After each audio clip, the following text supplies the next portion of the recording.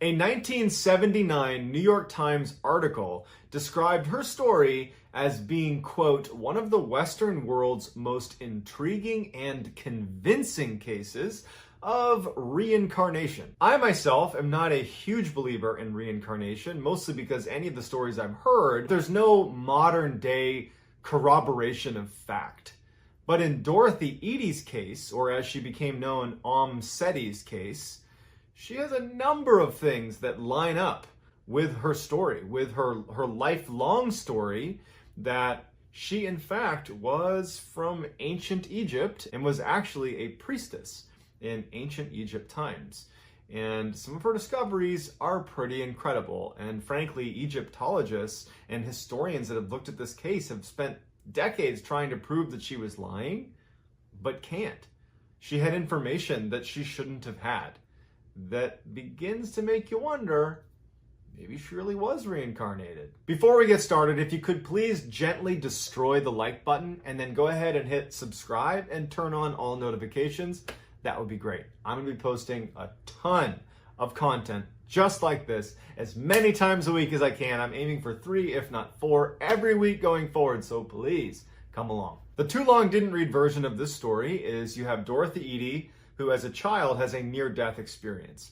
When she kind of comes back, she believes that she is no longer home, that her home is somewhere else. She starts having dreams about this place. She describes this garden and this big building, and then eventually she discovers that what she's describing is a place in ancient Egypt. And she ends up becoming obsessed with ancient Egypt and then begins providing information and helping with archaeological digs that leads to numerous incredible discoveries, all from memories that she claims to have had from her previous life. Even if you don't believe in reincarnation and this whole story seems like totally made up, just listen to how the story flows and then try to make sense of how in the world she had the information she had that led to distinct discoveries that nobody else had made. That they found this stuff as a result of Dorothy Eady's information. How do we reconcile that? It's not impossible, but no one's been able to do it yet. So let's see what you think. Dorothy Eady was born into a lower middle-class family in London in 1904. She was an only child and she was absolutely adored by her parents. Now, unfortunately, when she was 3 years old, she fell down a flight of stairs in her home and was unconscious. They called the doctor and the doctor shows up and says she's actually dead. As the parents are talking to the doctor, after about an hour, Dorothy gets up and goes into her bedroom and is like playing on her bed. And the parents come in with the doctor and they can't make any sense of it. And in fact, the parents were furious at the doctor for pronouncing her dead because they're like, obviously she wasn't. If she's just fine now, like, who are you? What kind of doctor are you? But the doctor swears she was dead. Shortly after the accident, Dorothy develops a strange accent that they can't quite place, and doctors and specialists believe that she's suffering from something called foreign accent syndrome, which is fairly common amongst people with significant head injuries. Basically, it alters your speech, and to people that don't know any better, they might think that you just have a strange foreign accent. Dorothy also started telling her parents about this recurring dream she had, where she'd be near this huge building with these big pillars, and she'd be in this beautiful garden. She loved this garden. She talked about the beautiful flowers and her friends that were there, and it was just this unbelievable place. It was like this oasis next to this building. But she didn't know where it was, and she's 3-4 years old, so she's not able to articulate much what this is, but she was just in love with this garden and this location in her dreams, and she talked about it endlessly. Dorothy's mother would find her daughter on her bed either before she went to sleep or when she woke up, crying because Dorothy longed to actually be in this place in her dreams, which she started calling home. Now, Dorothy's mother would say, but Dorothy, you're home now. And she would say, no, I'm not home. My home is in that garden. It's near that building. And no matter how Dorothy's mother tried to kind of convince her that, no, honey, you live here now, you live here, you've never lived anywhere else, Dorothy was unbelievably convinced that what she was seeing in her dreams was her actual home. It was around this time that Dorothy's parents brought Dorothy to a British museum where they had a big ancient Egyptian exhibit set up. And when they went into the museum, Dorothy sees this exhibit, and she's immediately attracted to it. And as she gets closer, she starts seeing the statues of the pharaohs and pictures of the pyramids, and she sprints into the exhibit, runs away from her parents, and she's running to the different statues of the pharaohs and of the Sphinx and all of these different icons from ancient Egypt, and she's kissing their feet, and she's sobbing hysterically, and she's yelling, "I'm home, I'm home, I'm with my people." This little tiny kid is having this revelation that she's found home, and she refused to leave the museum. Finally, her parents, get her to calm down. They're pretty embarrassed as people are like looking at them like, "What's going on with your child?" She finally leaves with her parents, but at this point, now Dorothy has attached that place in her dreams that she longs to go with the beautiful garden. She's attached it to Egypt, to ancient Egypt. And so she becomes completely obsessed with ancient Egypt. Her obsession with ancient Egypt started to get her in trouble. When she'd go to Sunday school, her family is a very, very devout Catholic family. She would compare Catholicism to other ancient Egyptian religions. That got her in a lot of trouble, and in fact, they said, "You can't come to Sunday school anymore." Then she got expelled from her Catholic school because she refused to sing a number of the hymns that in some way disparaged ancient Egyptians. She was also told that she could no longer attend Sunday Mass for the same reasons. She was basically not welcome anymore. At 6 years old, Dorothy, who knew how to write and read in English, started to take a keen interest in hieroglyphics, Egyptian hieroglyphics, and she said that they were definitely familiar to her, but she had forgotten how to read it. When she was 7, she was looking through a textbook and she saw a picture of the Temple of Seti I, which is in Abydos, Egypt. And as soon as she saw the picture, it was a big picture of the temple, and then next to it kind of like the broken remains of what looks like maybe a garden of some kind. And she immediately said, "That is my home. That's where I'm from, right there, Temple of Seti I in Abydos, Egypt. That's my home." And as she's looking at the picture and she's looking at those kind of tattered, broken remains, I mean, this is thousands of years old, she's looking at the area next to this big temple in the picture, and she's like, "That's the garden, but where are the trees? Where is everything? Why does it look like this?" Like, she didn't understand that was thousands of years ago that it was a garden, but she saw the picture and immediately knew it as her home. Also in the textbook was the picture of the pharaoh, Seti I, who the temple was named after. And when she saw the picture of the very well-preserved mummy, she was overcome because she claimed to have known him personally.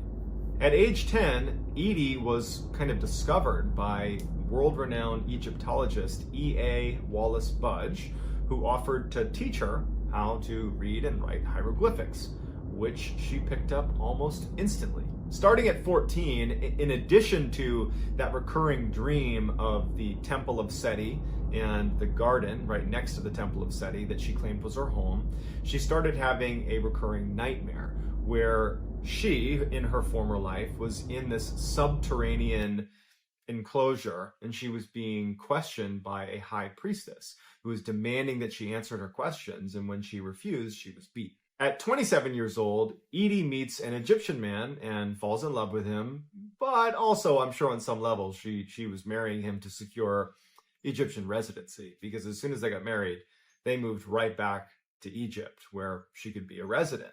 And actually, when they landed in Egypt, the first thing she did, she's overcome with emotion when she lands, and she starts kissing the ground and crying and saying, "I'm home, I'm home."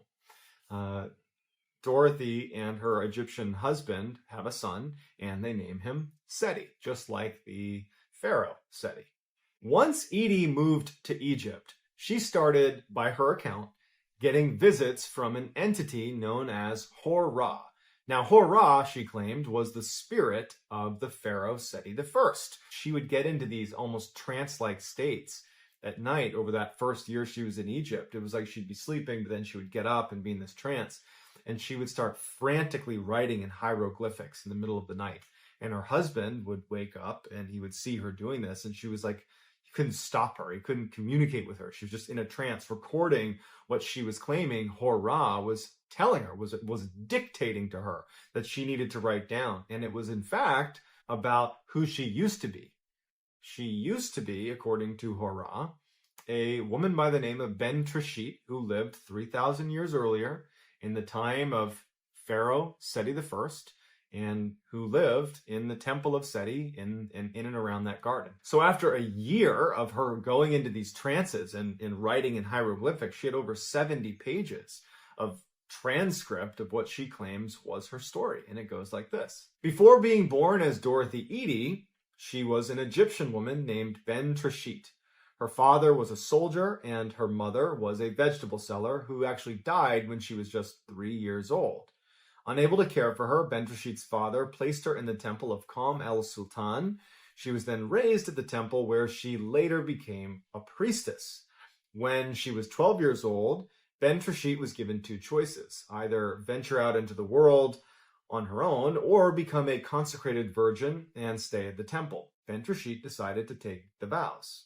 But a few years later, she meets Pharaoh Seti I, and they end up falling in love, and soon she becomes pregnant. When she is discovered to be pregnant, she was interrogated by the high priest and beaten when she refused to answer, a scene that corresponded to her childhood nightmare. Unwilling to put her beloved Seti through a public scandal, Ben Trishit took her own life. Edie's husband grew increasingly disturbed watching his wife go into these trances and write out the hieroglyphics. I mean, she's amassing all these pages of hieroglyphics. Her whole thing was just too much for him, and so he ultimately filed for divorce in 1936. Following the divorce, Dorothy and her young son leave and go live in another town near the Giza pyramids, and she starts going by the name Seti, which means Mother of Seti. So she doesn't go by Dorothy Eady anymore. And at this point, she also takes a job with Egypt's Department of Antiquities, and she begins a very lengthy and highly successful career in Egyptology. For nearly 20 years, Seti would research almost exclusively the temple of Seti I and learn everything about not only the temple, but the people who lived there, because it was where she believed she used to live. But it wouldn't be until 1952, when she's almost in her 50s, that she finally actually steps foot in Abydos. And it was because of a job transfer that put her there. And in fact, she took a pay cut to get this job. She was so desperate to just finally step foot in the place that she believed was her old home. As soon as she walked into the temple, the first thing she says is, "It's as if I've lived here before." And she quickly sets up an office in one of the temple rooms and spends almost all of her time there. And she even befriends a cobra and feeds the cobra daily, and just has this cobra friend that just hangs out with her, which no one could make any sense of. Lots of rumors swirled around whether this woman was sane, but because her contributions to Egyptology were so pronounced and so useful, that she was very highly regarded. But of all of her accomplishments, of all of the things that she did, the thing that she is most known for is when she was able, as soon as she got to the temple of Seti I, identify exactly where the garden was. For Seti, she'd been having dreams of this garden her whole life. And so she very quickly said, "If you dig here, you're going to find this garden." And sure enough, they dug down and there was the garden. And in fact, she had described the layout of the garden, what trees were where, what types of trees were there, and it was all confirmed. And once they dug it up, she was also instrumental in identifying where to dig on the north side of the temple, where she said there was a tunnel that ran underneath. It was a secret tunnel. And sure enough, they dug down, there was the tunnel. That was something that they had never seen before. Only she knew about it. And there was no way she would have known about it without prior knowledge. In addition, she also pointed researchers to search in a specific area, in an area known as the Valley of the Kings, for a tomb, a long-forgotten tomb. And sure enough, almost exactly where she described, there was in fact a tomb that had never been discovered before.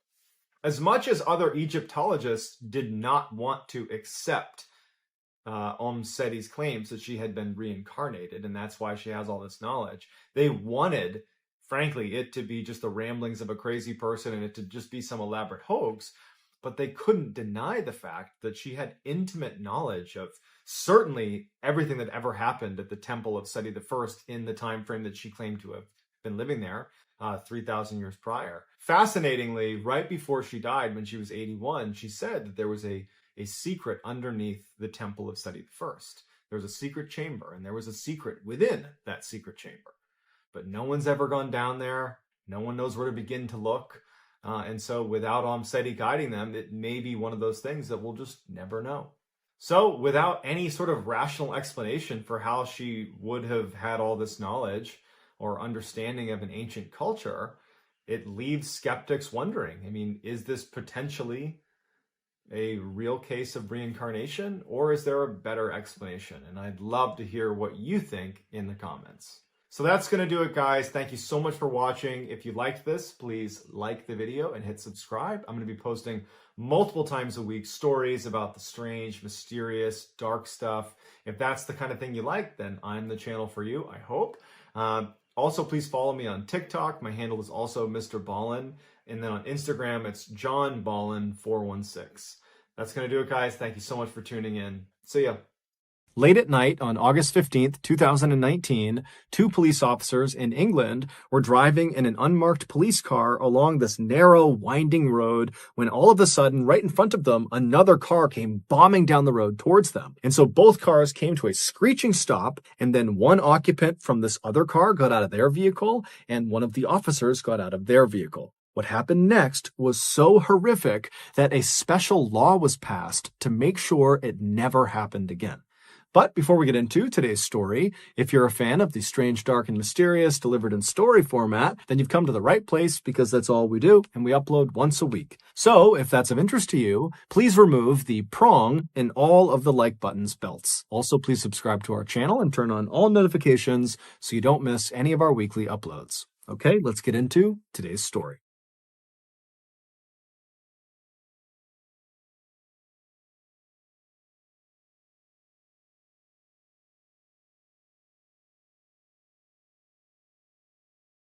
On July 18th, 2019, 28-year-old Andrew Harper scrawled a little note inside of a card, and then he folded the card up, he slipped it into its envelope, and he handed that envelope off to a nearby friend. And this friend, after getting this envelope and Andrew's directions for what to do with it, he left Andrew's room and began walking down the hall all the way towards the other side of the Ardington house. The Ardington house, where they were staying, is this beautiful mansion built in the 1700s that sits on about 30 acres of gardens and parklands, and it's located about an hour west of London in the English countryside. Once Andrew's friend, with this letter in hand, had walked all the way across the mansion and had found the room he was looking for, he gently knocked on the door, and then after being led inside, he made his way right over to 28-year-old Lissy Beckett, and he handed her the envelope. Lissy and Andrew had grown up in the same town of Wallingford, which is a small rural town about 10 miles away from where they were, the Ardington house. And from the time Lissy and Andrew had met each other when they were 15 years old, they had become totally inseparable. It was truly love at first sight. And now, 13 years later, they were finally getting married. And so Lissy, after getting this envelope, she saw the writing on the outside of it and knew it was from her fiancé. And so she smiled, she opens up this letter, and she reads what's inside. And it just said, "Life is slippery. Here, take my hand." While on the surface, this little note seemed like nothing more than a romantic gesture from Andrew, in reality, those 7 words contained in that card were a great representation of who Andrew really was. He was a protector. Ever since Lissy could remember, Andrew had always been so concerned with her safety. And for that matter, anybody around Andrew was just worried about and wanted to make sure everybody was taken care of. And as Andrew got older and grew to be this massive 6'5" tall man, his natural inclination to protect other people only became more pronounced. While Andrew was known for being incredibly charming and friendly and approachable, at a moment's notice, he could flip the switch and literally step in and use his big frame to protect anybody that needed protecting, no questions asked. And so it came as no shock to Lissy, or really anybody who knew Andrew, when Andrew, at the age of 19, became a special constable or volunteer police officer for the Thames Valley Police Department. This police department was the same one that oversaw Wallingford, where he and Lissy had grown up, and also the surrounding areas. And just a year after becoming a special constable, Andrew had done such an amazing job that he was hired on by the Thames Valley Police Department to be a regular constable, so a full-fledged police officer. And over the following years that he was a regular constable, Andrew's hard work and dedication would quickly make him one of the most well-respected and well-liked police officers on the force. In fact, just a few weeks before he sent off that letter to Lissy on the day of their wedding, Andrew had been promoted. He had been assigned to the road policing unit within the Thames Valley Police Department, and what that meant was, in addition to a host of new responsibilities on a day-to-day basis, Andrew would now become one of the police officers who would immediately respond to any emergency call that came in. He was basically a front lines police officer now. And so, of course, this meant Andrew's job just became a lot more dangerous. But for Andrew, that didn't matter at all, because to him, the most important thing was protecting people in need. And so this promotion just gave him a bigger opportunity to do that. And so Lissy, after reading this little note that Andrew had just sent her, she set it down on the table, and now with a big grin on her face, she finished getting ready, and then that afternoon, she and Andrew would walk down the aisle, and they would say, "I do," in front of their families and their closest friends, and then that evening, after the newlyweds had had their first dance as a married couple, they would tell each other that this was the happiest day of their lives. 28 days later, on August 15th, Andrew, along with his partner, who also was named Andrew, his name was Andrew Shaw, they were conducting a surveillance operation in a town called Reading. Reading is a town about 30 minutes south of Wallingford. Just after 11 p.m., the men finally decided it was time to shut down their operation and head back home. Their shift had actually ended 4 hours earlier, but being hardworking and diligent police officers, they had worked overtime because they knew it would help their unit. But now at 11 p.m., they were totally exhausted, and so as they're kind of yawning and packing up their things, Shaw, who was driving, would fire up the engine of the unmarked BMW car they were in, and then once it was on, he would pull away from the curb, and they would start heading north. At the same time, a very distressed man who lived not far from where Andrew and Shaw had just been doing surveillance, he called 999, and he told the dispatcher that just a few moments ago, this gray sedan had pulled up his driveway and stopped right outside of his property. Now, this man's property was off of a road called Admore Lane, which was this winding one-lane country road that had very little traffic, and there was not that many properties off of it. And so for anybody to pull on to this man's property would have caught his attention, let alone a car pulling onto his property in the middle of the night. And so as soon as the man had seen these headlights coming up his driveway, he had gone to the window and watched, wondering, what is this person doing? Had they turned onto the wrong property? Are they going to turn around and leave? But to his horror, once this car had stopped right outside of his house, 3 masked men who were carrying weapons of some kind got out of the vehicle. And so at that point, the man had frantically dialed 999, and as he's trying to describe the situation to the dispatcher, he suddenly tells the dispatcher, as he's looking out the window, that he thinks these men are here to steal his quad bike. His quad bike was parked right outside of his detached garage, and he saw them walking towards it. And so he tells the dispatcher, who's already told him that police are on the way, he tells the dispatcher, "I can't wait any longer. I'm going out to confront them and stop them from stealing my bike." The dispatcher yells at him not to and says, "They have weapons. Stay in your house." But this guy's not listening, and so he runs to his front door, he opens the front door up, but by the time he's looking outside, the gray car, the 3 masked men, they're all gone, and so too is his quad bike. And so he goes back in the house, he's talking to the dispatcher, and the dispatcher says, "Look, just stay at your house, the police are on the way, they will intercept that car, they'll get your quad bike back." And so seconds later, a call went out over the radio to Thames Valley Police to go and intercept this gray car on Admore Lane. So whoever was closest, go over there, but be advised, the occupants of this car are 3 masked men that are armed and dangerous. Now, Andrew and Shaw, when they heard this call, they would have known that they were not the only officers that could have taken this call. And they also would have known that they've been off the clock now for like 4.5 hours. There was no expectation that they would continue to work and go take this call. But they didn't care at all. When that call came across, the only thing they thought about was, do your job. And so Shaw, he whips the car around and he speeds towards Admore Lane, and he pulls off of the main road called the A4. He gets onto Admore Lane and he starts driving north. Now, as soon as they turned onto that road, their vehicle effectively blocked the way for anybody coming the other direction. And so at this point, they're expecting this gray car full of these masked men to be coming in their direction, and they are now blocking the way. And so Andrew and Shaw, as soon as they get on that road, they know a close quarters confrontation is almost guaranteed.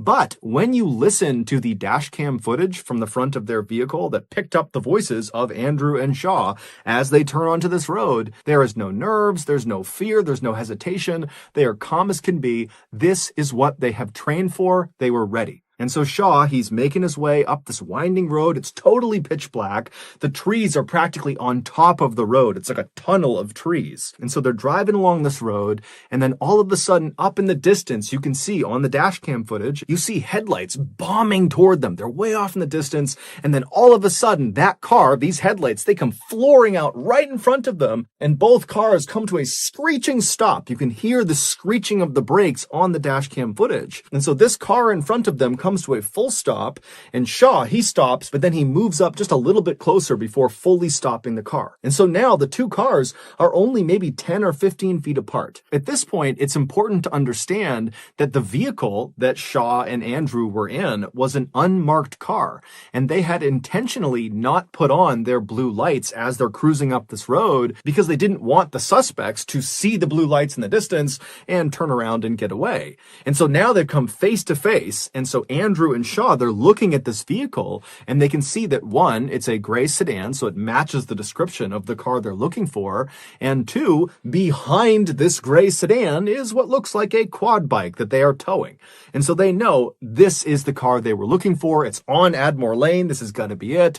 And so Shaw, he flips on the blue lights, and Andrew, who's in the passenger seat, he opens the door and begins yelling at the occupants to stay where they are. But they don't listen, because now the masked men in the gray car, they know they've been caught. There's police right in front of them. And so suddenly, one of the masked men in the back seat of this car, he leaps out of the vehicle and he runs around to the back of the gray car and he unhooks the quad bike. And then the gray car, without even waiting for this third masked man to get back inside, it just begins driving forward on the left side of Shaw and Andrew, basically trying to drive around them, despite the fact there's nowhere to drive. It's a ditch on either side of the road. But obviously, these guys are desperate and willing to do anything to get away. And so this gray car has driven down into this ditch before Andrew and Shaw could do anything. And then the third masked man, who's realizing he's being left behind, he starts running around the right side of the police car. So he's trying to go around the other way. And amazingly, as soon as the third masked man made it around to the back of the police car, the gray car somehow managed to pop out of the ditch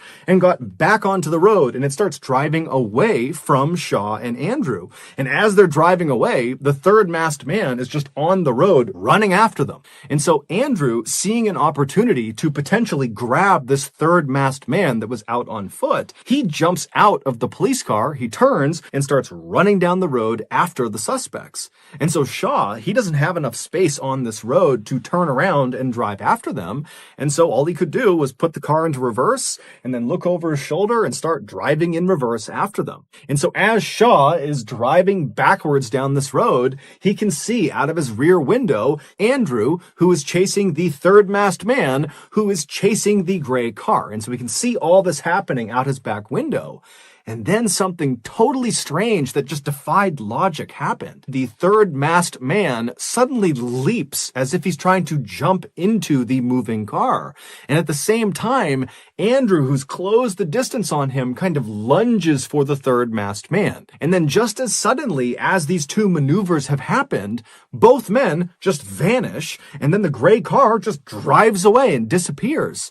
And so Shaw, he's watching this happening and he has no idea what he's just witnessed. He's thinking, where did Andrew go? Where'd the third masked man go? What's happened? But he still can only drive in reverse. And so he's just driving and driving. And then finally, he reaches a point in the road that's just wide enough that he's able to turn the car around. And as he's doing that, you hear over dispatch that someone is asking Shaw, what's going on? Where are you? And all Shaw is able to say is, my partner, Andrew, has gotten out of the vehicle and I lost him. I don't know where he is. And so after Shaw has turned the vehicle around, he begins driving, now facing the proper direction. And as he's driving down this creepy dark road, you don't see anything. It's eerily quiet. Andrew's nowhere to be found. The car is nowhere to be found. The third masked man, there's no one. And so Shaw is just driving down the road, hoping that as he makes one turn or the next, he's going to see his partner just kind of running on the road somewhere, but he doesn't. But as he's driving along, what Shaw didn't realize was that there were things in the road that belonged to Andrew. They were kind of small, so he didn't see them, but the footage would later reveal that it was almost like there was this trail of Andrew's things kind of littered all over the road. There was his wallet, then there was his badge, then there was his license and other ID cards, and then there was his glove, and then there was this piece of plastic that looked like it belonged on Andrew's vest. And then a little farther down the road, because Shaw is still driving and scanning for his partner and scanning for anything, and there's just nothing. As he's driving along, he would, in real time, notice something of Andrew's, and it was Andrew's stab vest that he wore over his chest. And so he stops the vehicle and he gets out, and again, he's on this totally pitch black road where it's weirdly quiet, and he's walking up and he grabs the vest, he comes back into his vehicle and he puts it down inside of his car, and at this point, over the radio, people are asking Shaw, what's going on? Where are you? And you hear in Shaw's voice a bit of panic as he's like, I've found Andrew's stab vest. It was on the side of the road. And he can't make sense of that. He has no idea why it's there. And dispatch, they don't know what to make of that. And so Shaw just continued driving down this road, thinking to himself, what's happening here?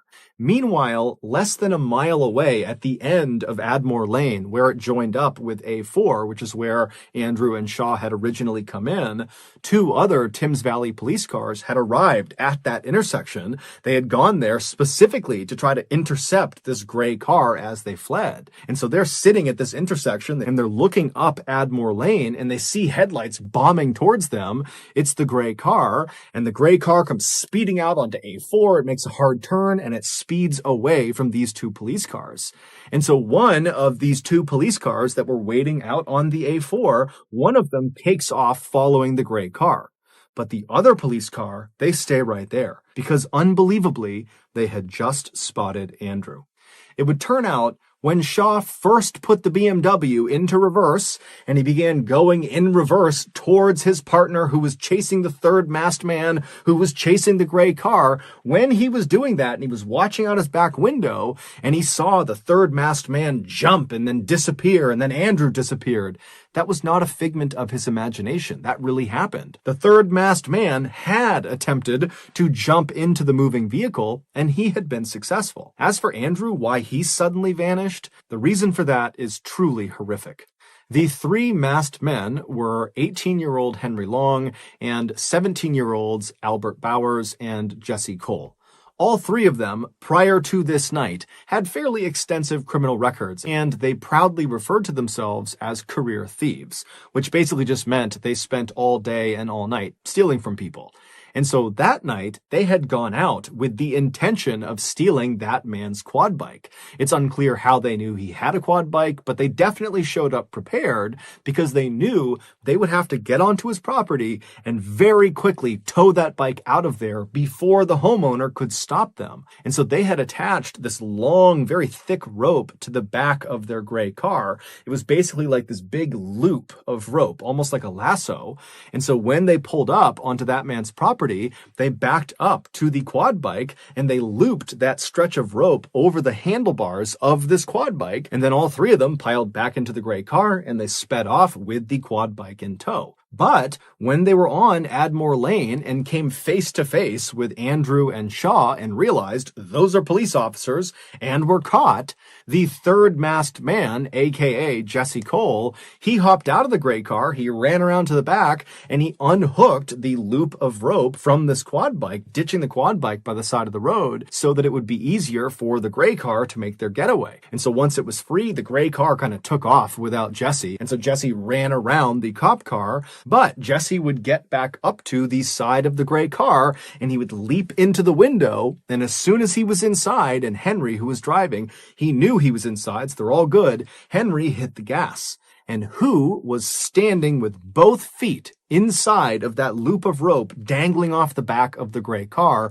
when the gray car suddenly accelerated? Andrew Harper.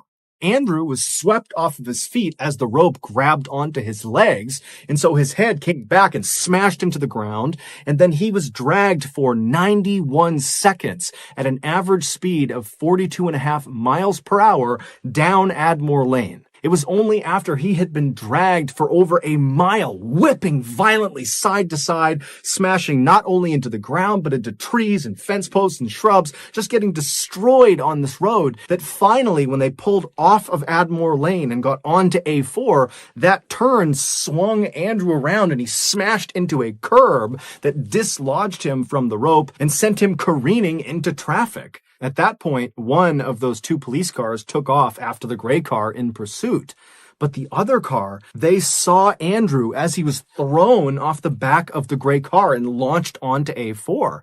Now, initially, they actually thought that the suspects were just hauling a dead deer behind them because it looked like a bloody deer carcass was dangling behind the car. But when they ran up to see what it was, they saw it was their colleague. It was Andrew. And so immediately they tried to save his life. But Andrew's injuries were catastrophic. He had been destroyed. And so Andrew Harper would die at 11:45 p.m. on the side of the A4, about 20 minutes after he and his partner had so selflessly agreed to go after this car despite the fact they didn't have to.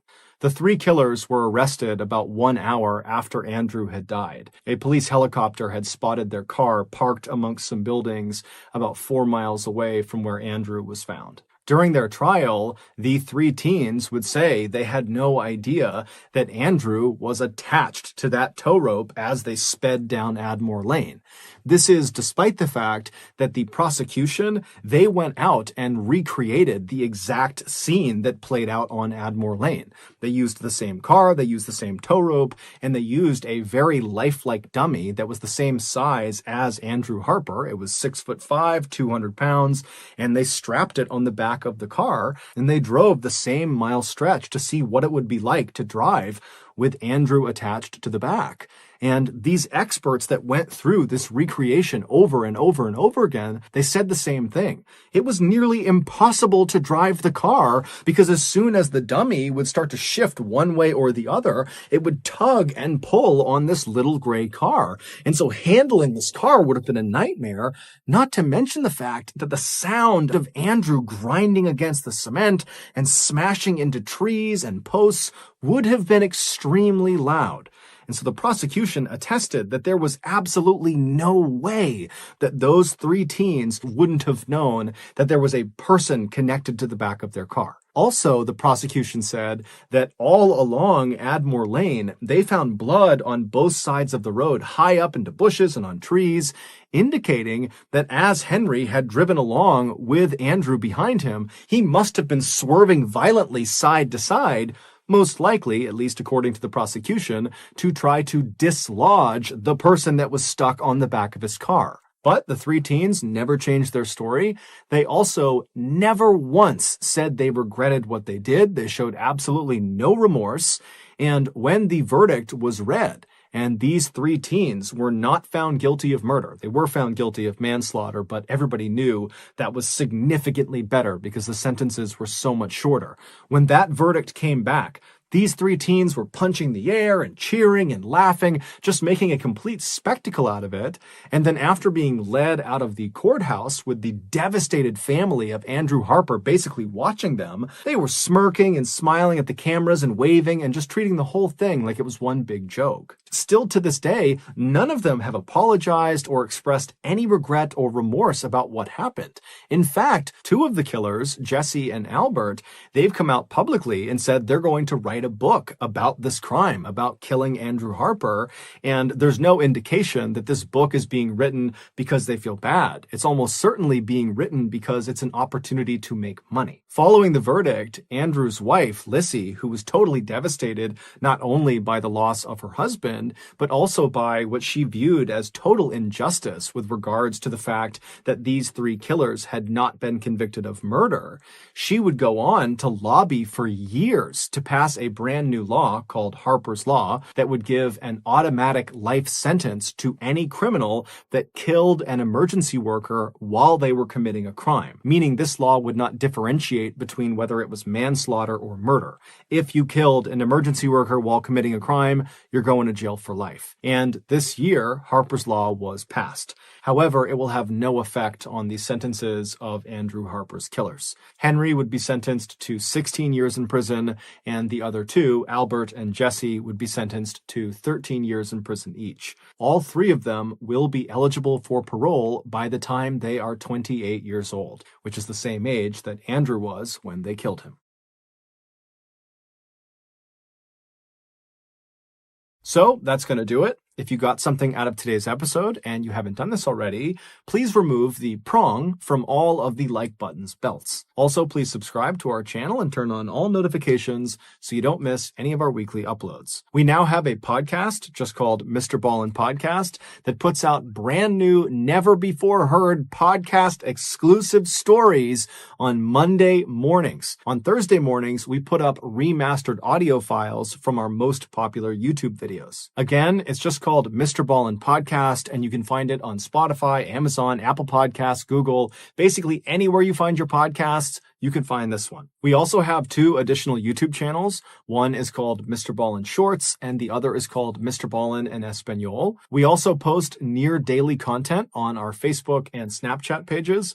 Those are just called MrBallen. If you want to get in touch with me, please follow me on any major social media platform and then send me a direct message. My username on all of them is just @MrBallen, and I really do read the majority of my DMs. We have some really cool merchandise, so head on over to shopmrballen.com to have a look. And if you have a story suggestion, please submit it to our subreddit just called MrBallen. It's linked in the description below. So whether I see you on Instagram, Twitter, TikTok, Reddit, YouTube, Facebook, other YouTube channels, the podcast, wherever, just know that I really appreciate your support. And until next time, that's going to do it.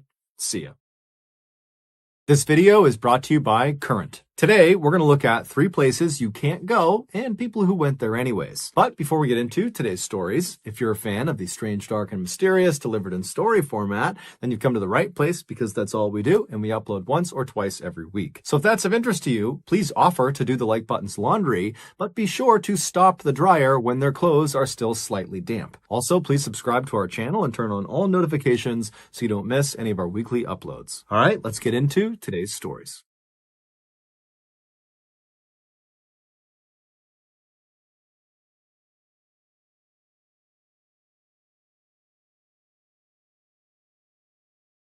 In the fall of 2002, 19-year-old Gemma Houghton moved into her dorm room at the very prestigious University of Manchester in England to begin her freshman year. Her first couple of months at the school were relatively uneventful. She spent all of her time focusing on her studies, and so she really had not gone out and met any new people. But in early 2003, so about halfway through her freshman year, she was standing outside of her dorm when this boy she had never met before walked up to her and introduced himself. He was this tall, very handsome handsome, very charming guy. He said his name was Ian Redmond. He was a senior at the school, and he in fact lived in the same building that she did, and so he just wanted to introduce himself. Now, Gemma was not looking for a boyfriend, but she was immediately attracted to Ian, and Ian would later say the feeling was mutual. This chance encounter would ultimately blossom into a full-fledged romantic relationship, one that would ultimately lead to Ian 6 years later proposing to Gemma on Christmas Eve 2009. That same year they got engaged, the couple, who had diligently saved money for years and years and years,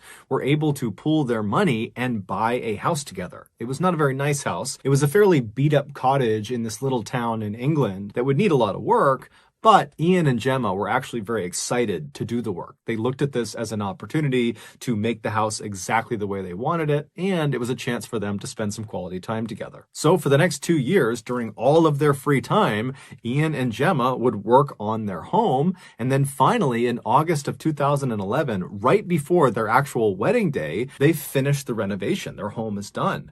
And so they get married, and then literally right after their wedding, instead of going right into a honeymoon, they just moved right into their dream home that night. And so for the next couple of days, the newlyweds got to enjoy being husband and wife for the first time inside of their dream home, and then it was time to go on the honeymoon. In addition to having set aside money for the down payment on their home, the couple had also set aside money for this honeymoon. They wanted it to be an amazing vacation. And so what they decided to do for their honeymoon was to go to Seychelles, which is this island nation in the Indian Ocean, which many say has the most beautiful beaches in the world. So on August 10th, the couple hops on a plane and they fly to Seychelles. And when they land, they check into their resort, which is this unbelievable place that overlooks this perfect beach with white sand and crystal clear waters. And then after getting checked in, the couple goes down to a restaurant and they're having a bite to eat. And as they're sitting there, they're probably thinking to themselves, this is going to be the best vacation ever. During the first week of their trip, the couple was very active, spending lots of time exploring the island and going out on different excursions and going to lots of restaurants. They were just all over the place.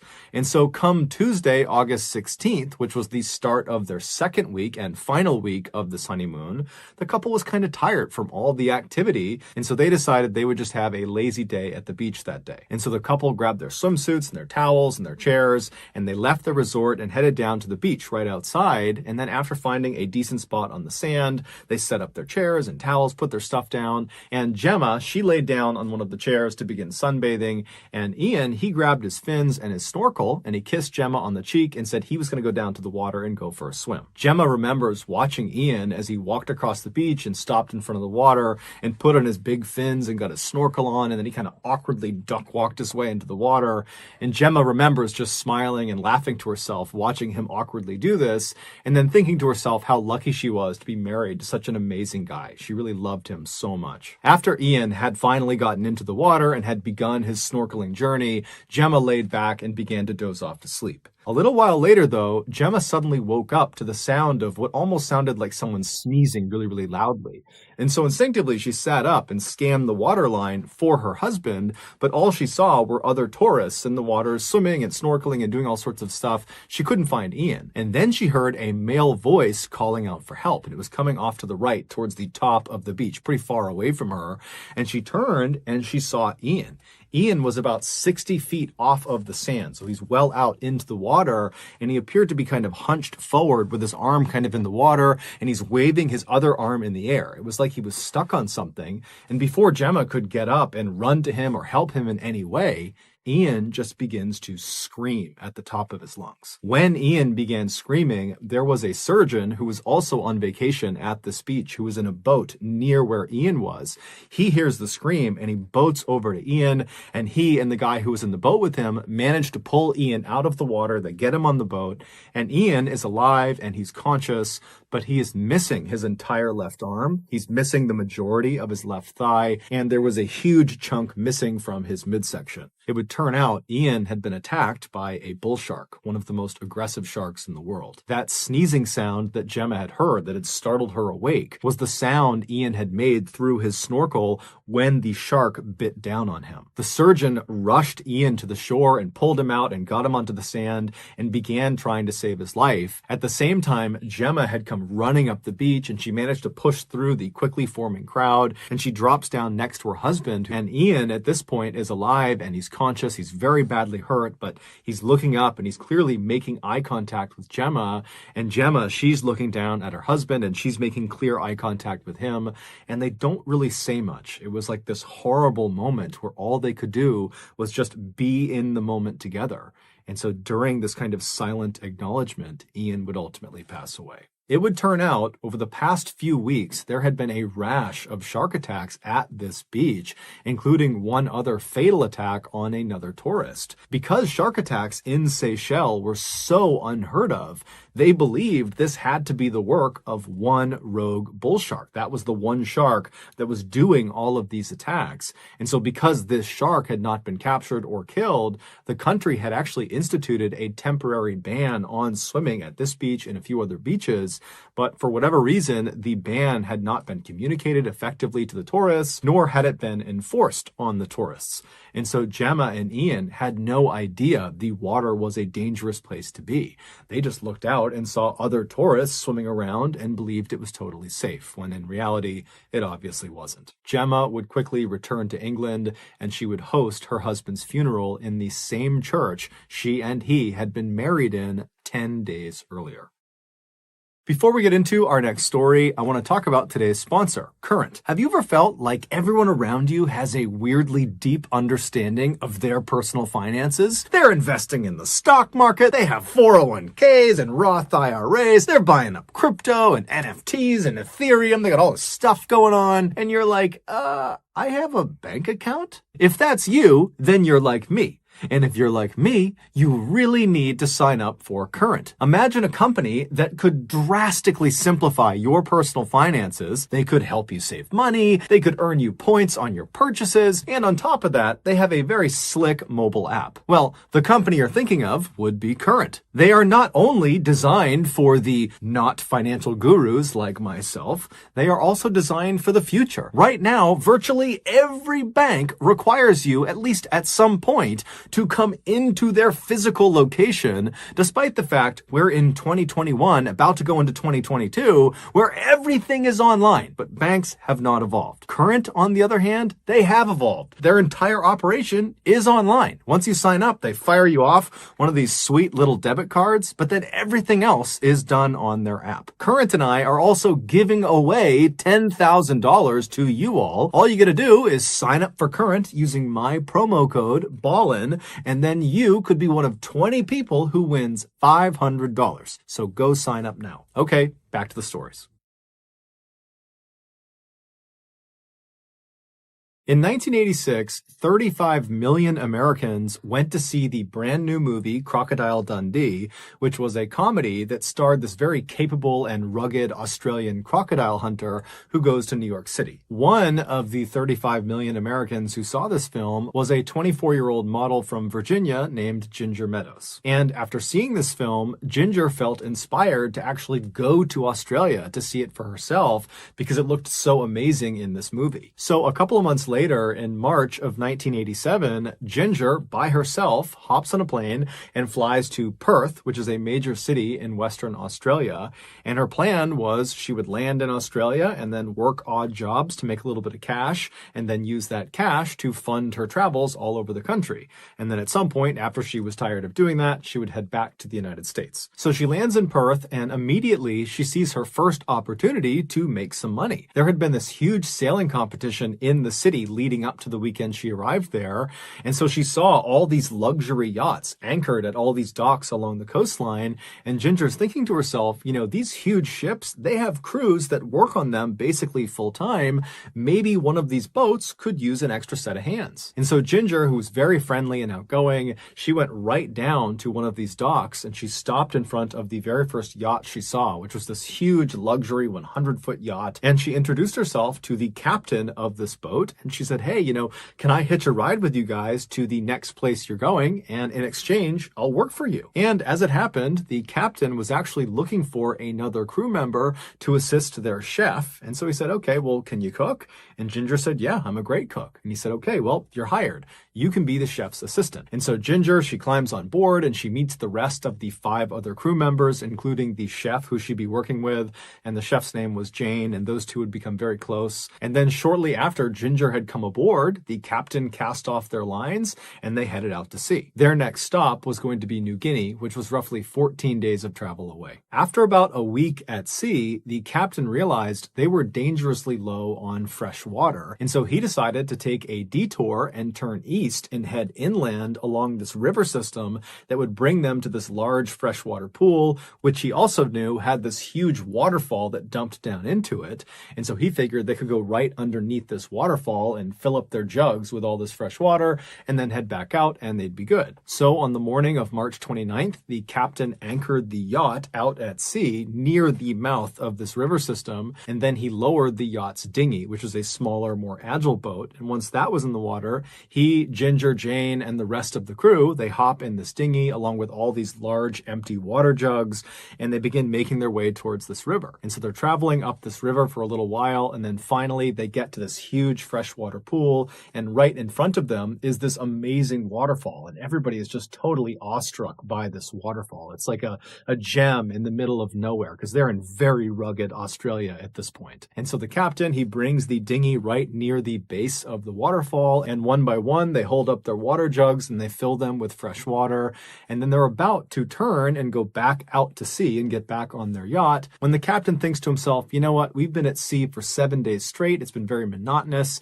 maybe it would be a good thing to stick around here for a little bit longer and maybe even hike up to the top of this waterfall and enjoy the view and kind of enjoy the scenery before we head back out to sea. And so he says to his crew, hey, do you guys want to go to the top of this waterfall? And everyone agrees it's a great idea, with the exception of Jane. She did not feel like hiking to the top of this waterfall. She said she would stay down in the dinghy and wait for them. Now, this pool is basically surrounded on all sides by just pure cliff face. There really is no place to land this dinghy. There's no flat surfaces. You basically have cliffs that go directly into water, and then also you have the river that feeds back out to the ocean. So the captain brings the dinghy right up against the cliff face right next to this waterfall, and he and Ginger and the other crew members not named Jane climb out of the dinghy onto this cliff face, and they begin climbing, literally climbing up this wall towards the top of the waterfall. Now, everyone was able to do it except for Ginger. She kept slipping on the rocks. It was very steep. It seemed kind of dangerous. And so at some point, she abandons the idea and goes back down to the dinghy with Jane, and the captain and the rest of the crew, they continue up towards the top. And so as Ginger and Jane are sitting in the dinghy watching the other crew members making their way up, they start feeling a little bit left out, and they're like, you know what? Let's try to find an alternate way up to the top of this waterfall. And so they begin scanning out across this pool at the other cliffs kind of surrounding it, and it looked like on the very other side of the pool, there was a less severe cliff face that maybe they would have an easier time climbing up.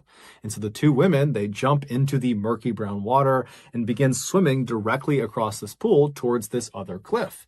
And when they make it about a third of the way, Jane suddenly stops, and Ginger notices and turns around and looks at Jane, and she's like, what's going on?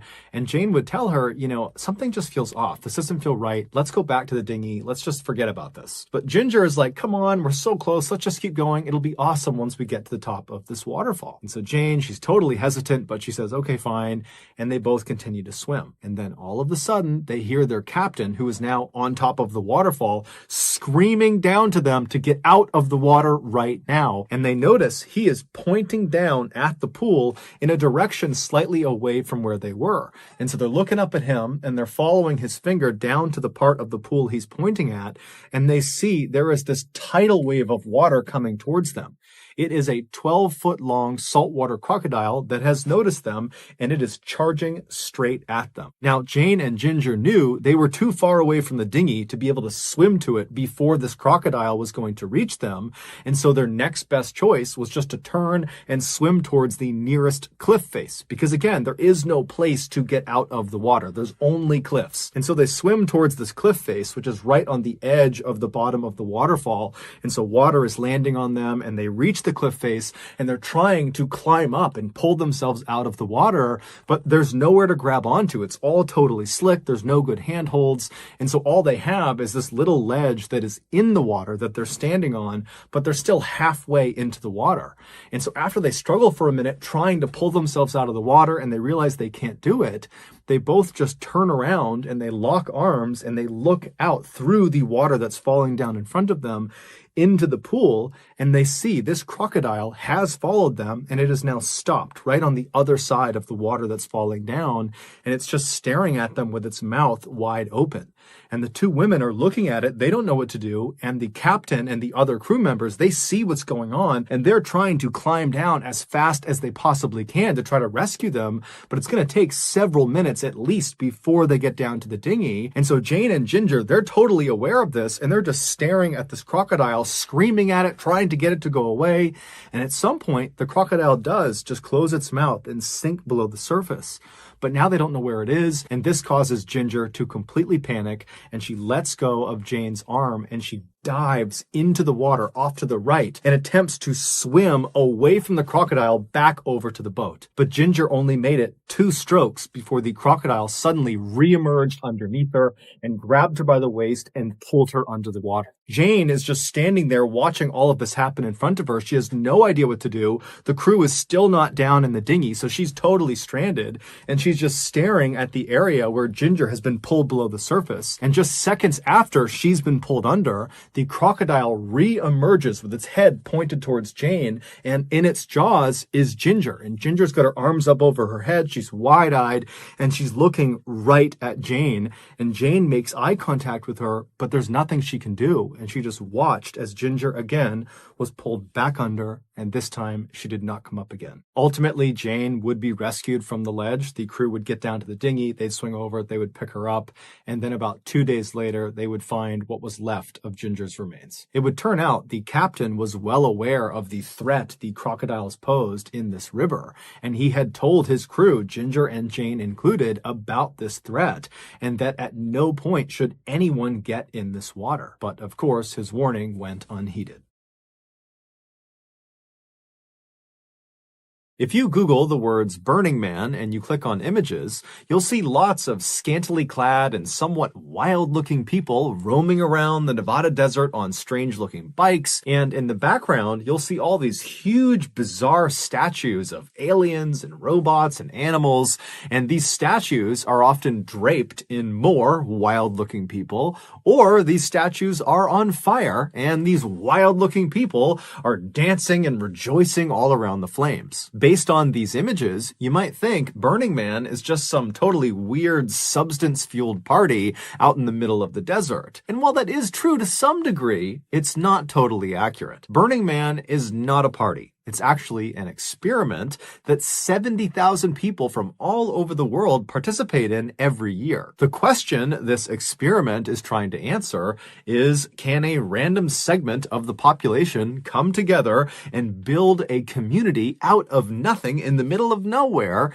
And can they do it while knowing at the end of Burning Man, which is always 9 days long, everything they build, the sculptures, the shelters, everything will be torn down and destroyed and erased from the planet as if it had never been there in the first place. And amazingly, year after year after year, the answer to this question is yes. Yes, they can. As soon as these 70,000 people descend on this small section of the Nevada desert, they immediately get to work helping each other, building their own sites. I mean, these people largely don't know each other, or in many cases, they don't even speak the same language, but they're showing up with this shared desire to build this temporary community.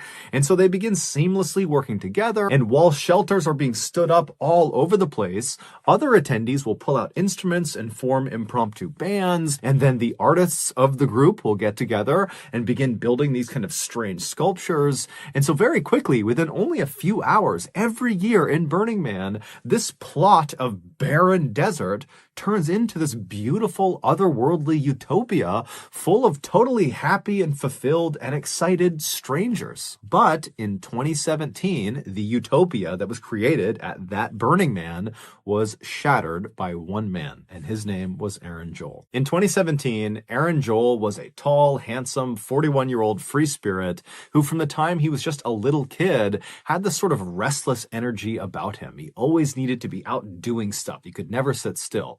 And so by the time he was old enough, he left his family home in Oklahoma and moved out to Oregon and moved into this commune. A commune is a group of people that live together and share their possessions and responsibilities. But shortly after moving into this commune, Aaron got restless again. This wasn't enough for him, and so he left the commune and began traveling all over the United States. But after he had basically gone everywhere in the country, he became restless again, and so he left the United States and he went to Nepal and began traveling all over Nepal. And while he was there, he met this wonderful young woman from Switzerland named Ladina, and the two fell madly in love. And then when it was time for Ladina to leave Nepal and go back to her home country, Aaron followed her. And just a couple of years later, in 2014, the pair got married and they bought a house together and settled down in Switzerland. For a time, Aaron and Ladina were very happy. Their life was very simple and straightforward. They loved each other. They loved Switzerland. But in 2017, Aaron's wanderlust reared its head again. And so he went up to Ladina and he told her that, honey, I need to go out and explore again. I need to go out and be free again. Even if it's just for a couple of days or a week or whatever time it is, I need it. I need it in order to be sane. I don't think Ladina was very pleased about this development. However, she knew her husband and she knew this was important to him and to his mental health. And so she said, okay, honey, you do what you have to do. And so Aaron thought about what he was going to do to satiate this desire to go out and be free again, and he settled on attending that year's Burning Man, something he had never done before. So Aaron leaves Switzerland and he goes back to Oregon in the United States, and he meets up with a very close friend of his named Justin. Justin was actually someone he had lived with in the commune when he was there. And so the two, they link up in Oregon, and from there, they drive in Justin's big van out to Nevada. And when they get to Nevada, they drive out to the Burning Man site. And as they're pulling up, they see thousands and thousands of other vans and tents and all these people that are out setting up and building this community, this utopia. And so right away, Aaron and Justin, they find their spot, they park their van, they begin to build their own site. And then after that, they pulled their bikes out of the van and began biking around, helping other people out build their sites and build the rest of the community. And so by that afternoon, Aaron and Justin had made lots of new friends, and they were out partying and dancing and singing with total strangers, just totally immersed in the Burning Man experience. That night, Aaron would actually turn in early while Justin would stay up and continue having a good time with the new people he had met. Aaron was just not a night owl. He liked to get a full night's sleep and then get up early and make himself a smoothie and do yoga. And so this was very normal behavior. Justin would later say that he really looked up to Aaron. And in fact, many people that knew Aaron looked up to him because Aaron, on the one hand, was a total free spirit that would just kind of go where the wind would blow him. But at the same time, he was very regimented and disciplined. He took great care of himself, both physically and mentally, and he just seemed wise beyond his years. And he was incredibly charismatic and very funny, and so people really flocked to him and really idolized him. One of the traditions of Burning Man has to do with its namesake. Towards the end of every Burning Man, they will build this 40-foot tall wooden man effigy, and they will burn it to the ground, hence the name Burning Man. And so on the night of the so-called man burn, Aaron told Justin that he was not going to turn in early that night, that instead he was going to stay up and watch the spectacle of this effigy being burned to the ground. Justin was really excited about it, and so was Aaron. And so that evening, Aaron and Justin met up with their new friends they had met while they were at Burning Man, and their group began making their way over to the wooden man effigy. Now, this huge effigy was situated in this huge open clearing, and then standing all around this wooden man are what they called rangers. They're basically security guards for the event that also have some fire training, and they would stand almost shoulder to shoulder or very close to shoulder, facing away from the effigy, forming a perimeter around it.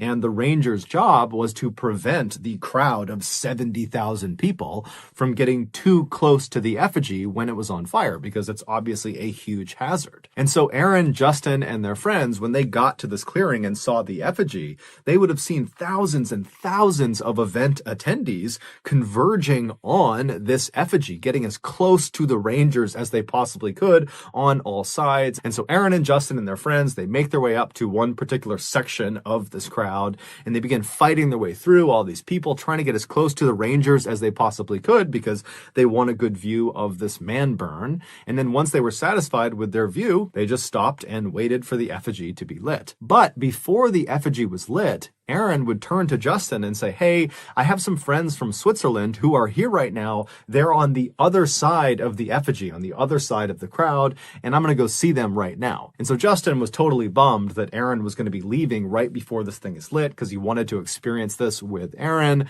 But he said, okay, no problem. I'll see you hopefully, before this thing gets lit, or, I'll see you after this burn is done. And so Aaron departed the group and Justin watched as he kind of disappeared into the crowd. And then Justin turned his attention back towards the effigy, and a little while later, when the sun had gone down and it was totally dark out and the crowd was totally electric as they're waiting for this thing to light, finally they did. They lit the effigy, and as soon as it went up in flames, the crowd of thousands and thousands of people roared with excitement. And this whole time, Justin is totally amazed by what he is watching, but he's also scanning the crowd, kind of hoping that Aaron will eventually pop back up. But at this point, the crowd is so massive and everyone's so tight together that Justin is really not expecting Aaron to come back over to where he had been. It just didn't seem possible. And so this huge wooden man effigy goes up in glorious flames and everyone's so amazed by it. And then eventually the flames begin to dwindle down as the structure continues to burn lower and lower to the ground. And then finally, when the fire is just about out, the crowd of people begin to disperse. And at this point, Justin again looks around hoping to maybe see Aaron, but Aaron has not come back yet. And so Justin just says, okay, maybe it's time to leave and go check in with Aaron back at the van. And so he notifies his friends that he's going to turn around and head back. And as Justin turns and begins leaving the crowd, someone who was at the event, who apparently knew Justin and knew Aaron, came running over to Justin and frantically told him this totally shocking story about something that happened to Aaron. Now, at first, Justin just could not believe it. He couldn't even process it. It seemed so outlandish and unbelievable that it just could not have happened. But he was thinking to himself, I haven't seen Aaron since he left to go see his friends from Switzerland, and I have no idea where he is. And so Justin starts looking around the crowd again. He's not seeing Aaron, and he's starting to panic.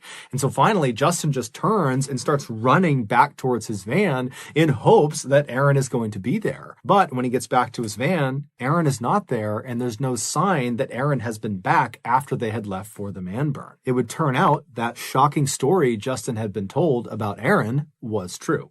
This is that shocking story. After Aaron told Justin that he was going to go to the other side of the crowd and spend some time with his friends from Switzerland, he disappeared from the group and he made his way over to that far side of the crowd.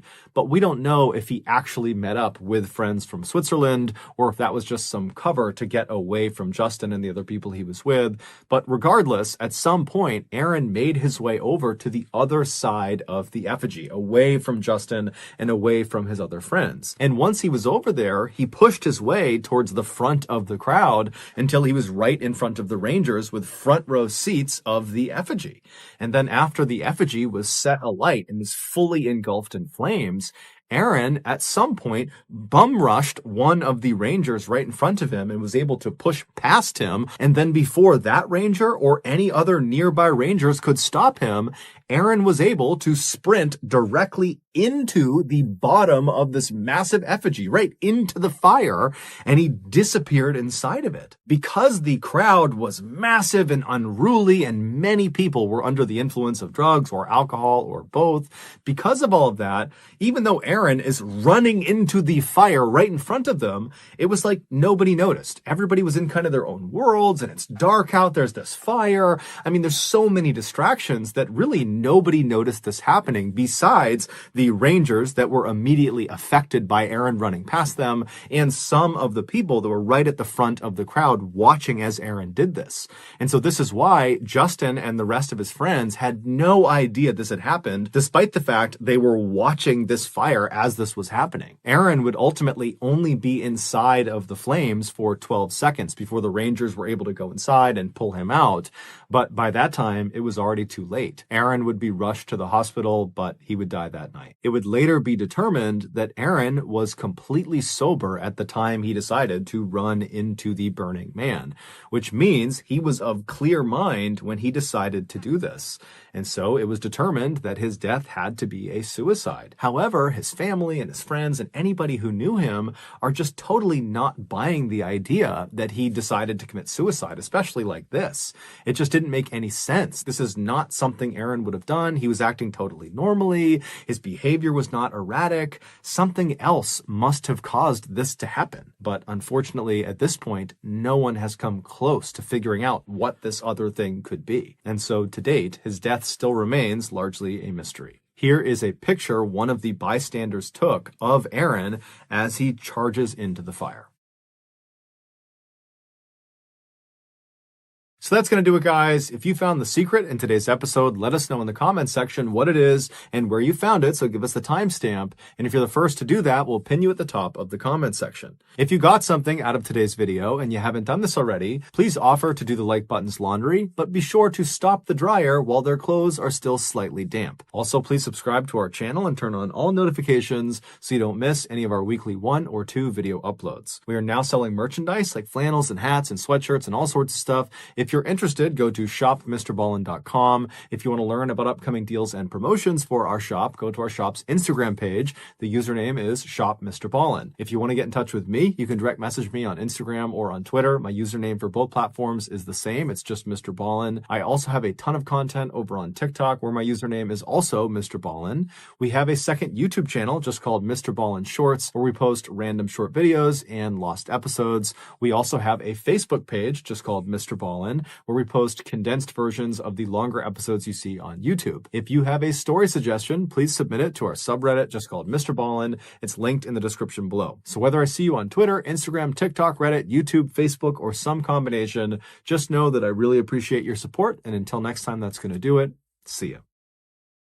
Today, we're going to look at 3 places you can't go and people who went there anyways. But before we get into today's stories, if you're a fan of the strange, dark, and mysterious delivered in story format, then you've come to the right place because that's all we do and we upload once or twice a week. So if that's of interest to you, please log on to the Like Button's Netflix account and fast forward all of their continue watching shows approximately 2 or 3 minutes. Also, please subscribe to our channel and turn on all notifications so you don't miss any of our weekly uploads. All right, let's get into today's stories.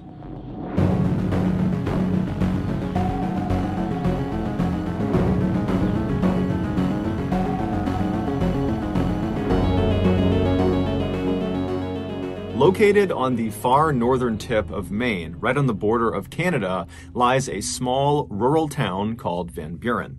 Van Buren is home to about 2,000 people who, for the most part, have lived in Maine for their entire lives, and they tend to be very rugged and very competent people. But unless you live in Van Buren or know someone in Van Buren or have family out there, there's no reason you would have heard of this particular town. Nothing really happens in this town, at least nothing that makes headlines. However, that would change. In 2019, Van Buren made international headlines because of one man, Ronald Sear. As a young man in the 1950s, Ronald Sear joined the Air Force and fought in the Korean War. And then after he got out of the military, he moved back to his hometown of Van Buren, Maine, and he moved into a very modest 2-story home right near town.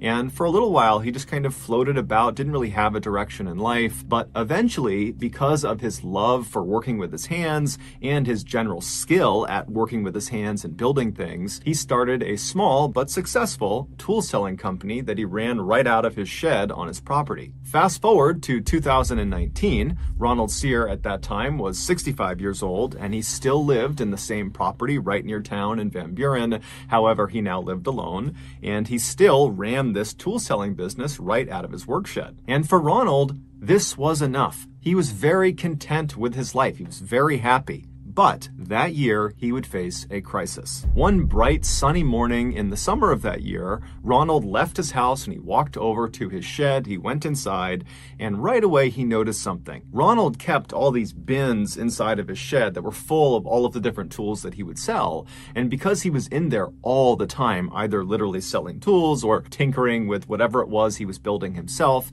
he was very aware of how full each of these bins were. And anytime they got low, he would order more so he had enough supply to sell. And so he went into his shed this morning and he noticed right away that a couple of the bins appeared to be a little bit lower than he remembered. And right away, Ronald is thinking, did I forget to order supplies to fill these bins up? Did I just forget to do that? But he's thinking to himself, I am meticulous in making sure my inventory is full at all times. I've been doing this for decades, and so it can't be me. Maybe I took the tools and I brought them into my house and I've left them in there, or maybe they're in my truck. And so Ronald, believing there's a totally logical explanation for this, would leave his shed and he would search his property, but he can't find these tools anywhere. And so he began calling his family and his friends to see if, maybe they had come by and borrowed some of these tools, or maybe they knew what had happened to them. But everyone he spoke to said, no, I have no idea. And so by that afternoon, Ronald had found himself back inside of his work shed looking around, thinking to himself, have I been robbed? It was the only logical thing he could think of that would explain this loss. And so Ronald drove to the police station and he spoke to police and he explained what happened. But unfortunately, the police's reaction to what he was telling them was not exactly what he wanted. They basically assumed that, he just had miscounted, that in reality, the tools were either still in the shed and then he just forgot how many were supposed to be in there, or he had just kind of lost them on his property somewhere, that they were bound to turn up. And so the police told him, look, Ronald, go back and search your property. I'm sure they're there. And if you get some proof that someone actually stole from you, then come back to us. And so Ronald was really annoyed by this. He wanted them to take this seriously, but he could tell they just were not going to. And so Ronald drove back to his house. He went inside, he hopped on his computer, and he began researching what other homeowners did to protect themselves from things like theft. And one of the things he came across was setting up tripwires all around the perimeter of your property. Basically, you take these thin wires and you stretch them out very tight, very low to the ground, and you anchor them on each side, and then on the wire itself, you hang little bells. And so in theory, if an intruder were to walk onto your property, they would most likely not see the tripwires on the ground and they would kick them, and that would cause the bells to ring, thereby alerting the homeowner of their presence. Ronald loved this idea, so he went out and he set up tripwires all around his property. But over the next several days after these wires were stood up, none of the wires made any sound, and still more tools continued to go missing. This was also in spite of the fact that his shed was locked at night. And so Ronald's thinking to himself, whoever's doing this is clearly watching me and kind of monitoring what I'm doing. They must be aware of the tripwires, and they must be sneaking into the shed, at some time that I have the doors unlocked. I mean, this is a professional thief. And so as Ronald is thinking about this master thief that is targeting him, he has this sudden fear that if he can't stop this person from breaking into his shed and taking his tools, how can he possibly protect himself against this person breaking into his home and stealing things from in there, which included all of his cash and many other valuables? And so Ronald became very fearful and decided the only thing he could do was really beef up his home security system. And so he hopped back online and he began Googling other ways to protect your property. And after discovering a number of really effective techniques, he got to work. He began building all these home defense systems and placing them all around his property. And after all of these kind of DIY security measures were put up, the theft of his tools stopped. And in Ronald's mind, that validated that his defense system had worked. He was effectively preventing theft. But this would not be the end of his troubles. Fast forward to Thanksgiving that year, so November 28th, and the Van Buren police got a very frantic phone call from Ronald. He was totally hysterical, he wasn't really making sense, and the police, they tried to understand what was going on, but all they could get from Ronald was that he was requesting police to come to his residence immediately. And so the police, they hang up and they're thinking, okay, we know Ronald was dealing with a potential thief. Maybe he literally caught the thief red-handed and he wants us to come and arrest arrest this person, and who knows, maybe they're fighting at his residence right now. And so the police speed over to Ronald's house, they pull into his driveway, and at first glance, nothing looks out of the ordinary. Ronald's truck is in the driveway, and there's no obvious signs of a disturbance, but they notice the front door to Ronald's house is wide open. And so the police park their cars in Ronald's driveway, they get out and they run up onto the front porch, and they're standing in front of this open door, and they look down and they can see there's a very obvious blood trail starting from the front of Ronald's house, going straight back down a hallway that looped around to the left and out of sight. And so right away, the police are yelling into the house, Ronald, are you okay? What's going on? And somewhere deep inside of the house, they hear what sounds like Ronald make a kind of guttural sound. And so immediately this tips the police that more than likely Ronald has been hurt, and he likely is the one who made this blood trail. And so the police draw their guns and they go inside of Ronald's house, not really sure what they're going to find. They don't know if there's some intruder or attacker or someone in here that's harmed Ronald, but they make their way down this hall following the blood trail.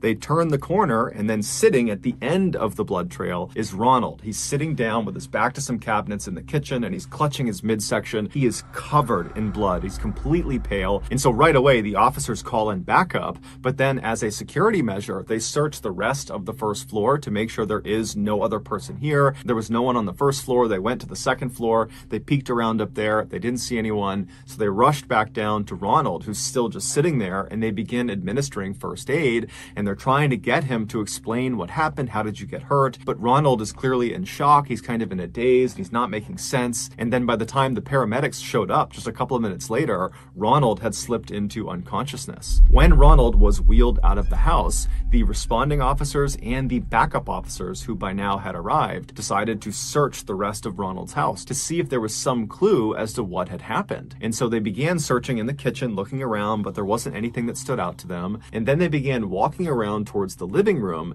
and when they got into the living room, one of the officers suddenly screamed to everyone inside to stop where they were, stop moving. It would turn out Ronald, as part of his very beefed up home security system, had installed various booby traps all around his property, including inside of his house. And some of these traps were gun booby traps. The officer that had yelled for everyone to stop had spotted one of these traps. He saw a handgun anchored to the ceiling aimed at the front door, and there was a string attached to the trigger that was also then attached to the doorknob of the front door. And so if this trap were live and some person opened the front door, it would activate this trap, causing the gun to shoot them. And so clearly Ronald had accidentally left this particular booby trap on, and he had accidentally activated it, shooting himself. And so after the officer sees this gun anchored to the ceiling, he tells everyone, and they begin looking up and just looking around to see if there are other traps. And amazingly, there are. In other doorways, just from where they're standing,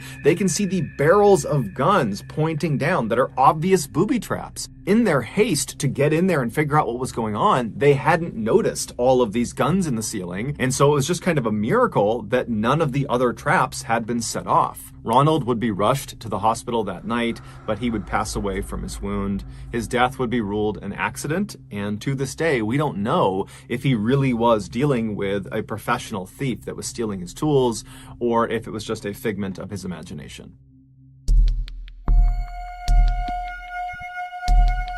Mary Cerruti had a difficult childhood.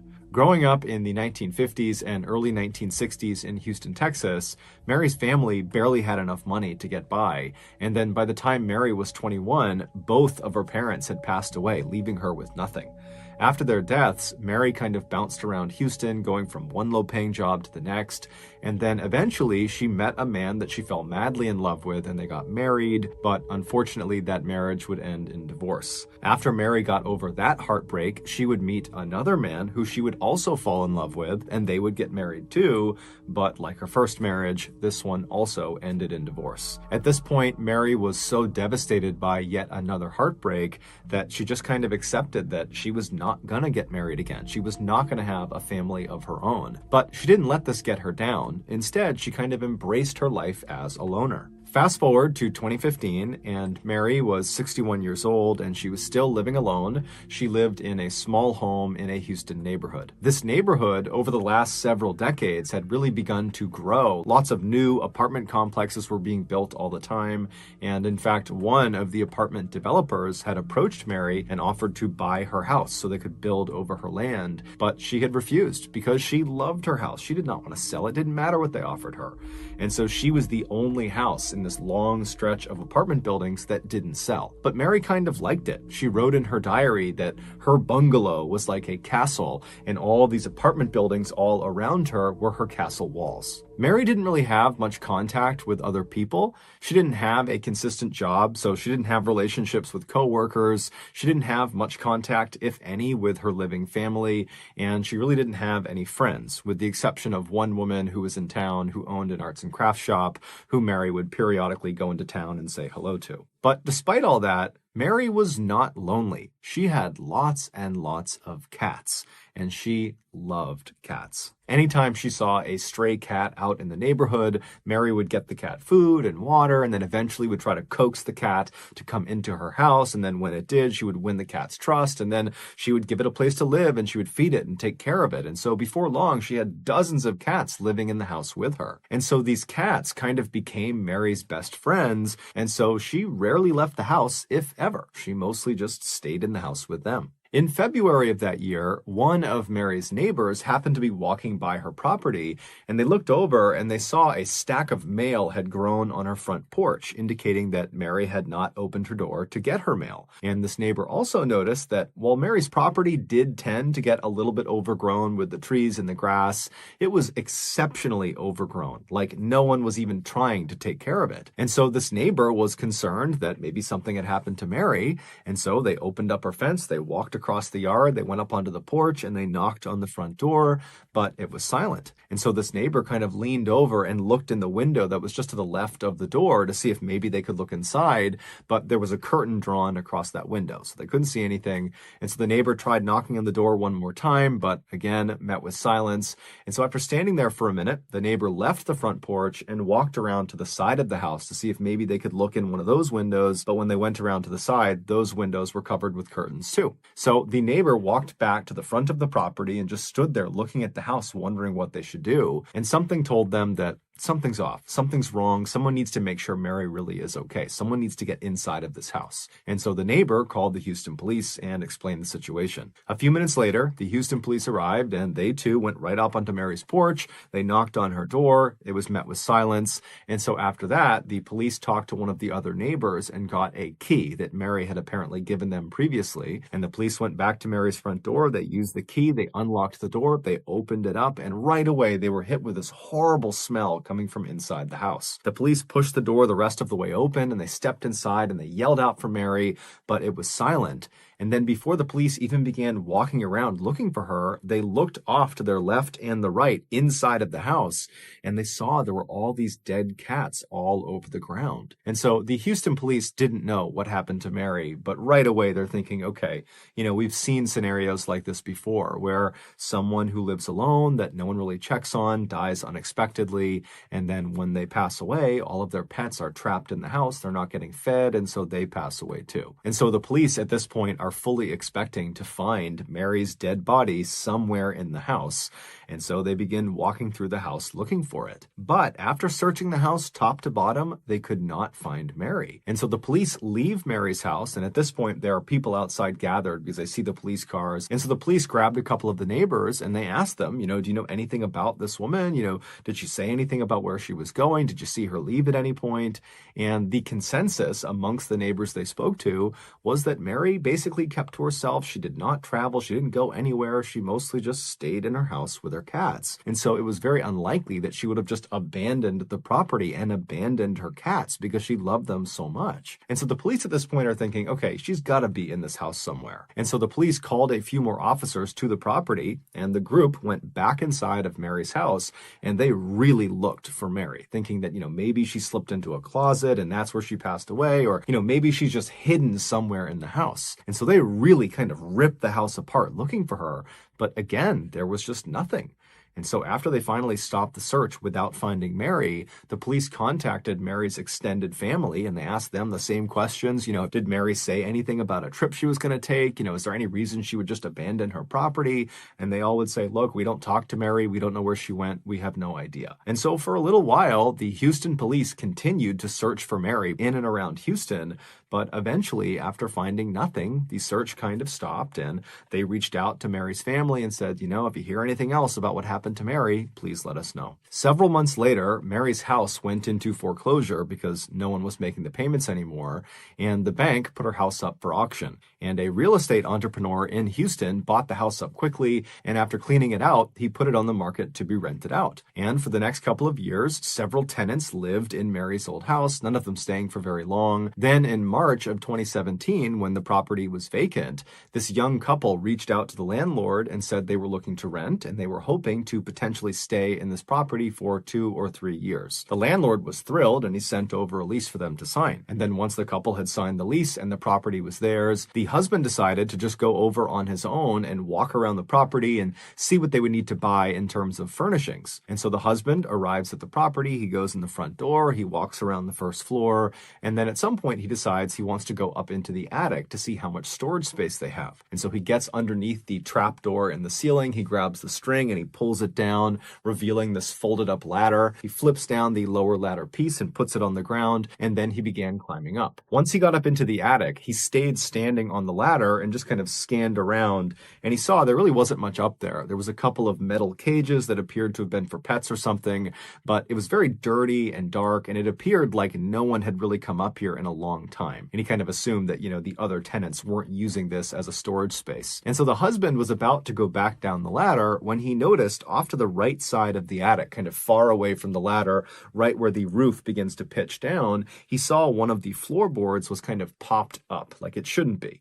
And he stared at it and he's looking around at the rest of the attic and all of the floorboards were perfectly uniform, but that one was really jacked up. And so he was curious, and so he climbed up into the attic and he kind of stooped down and he walked over to this loose floorboard. And when he was standing over it, he could tell that this floorboard had kind of popped off of this hole in the ground, that the floorboard had been covering this hole, but the hole was dark. And so he pulled out his phone and he turned on his flashlight and he looked straight down and he aimed the light into this hole. Now, this hole was basically just a gap between two of the walls on the first floor. And so he's shining his light down into this gap and he sees at the bottom the remains of the woman the Houston police have been looking for the past 2 years. Mary Cerruti. While no one knows for sure exactly what happened to her, it's believed back in early 2015 when she went missing, she had gone up into the attic where perhaps her cats liked to sunbathe off to the side of the attic because there was a big window that looked into the attic. And so she went up there to maybe feed the cats or check on the cats that were up there.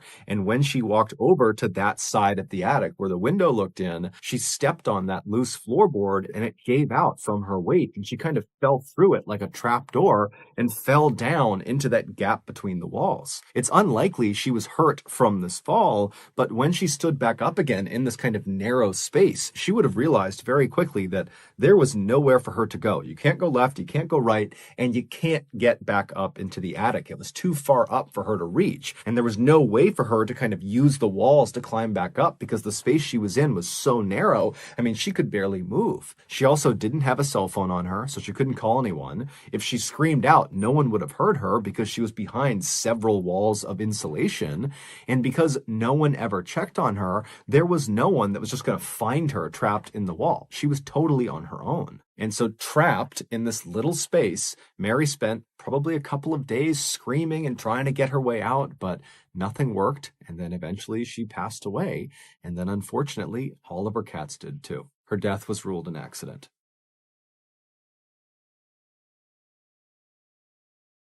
In the spring of 2017, Antonio Navarrete was on top of the world.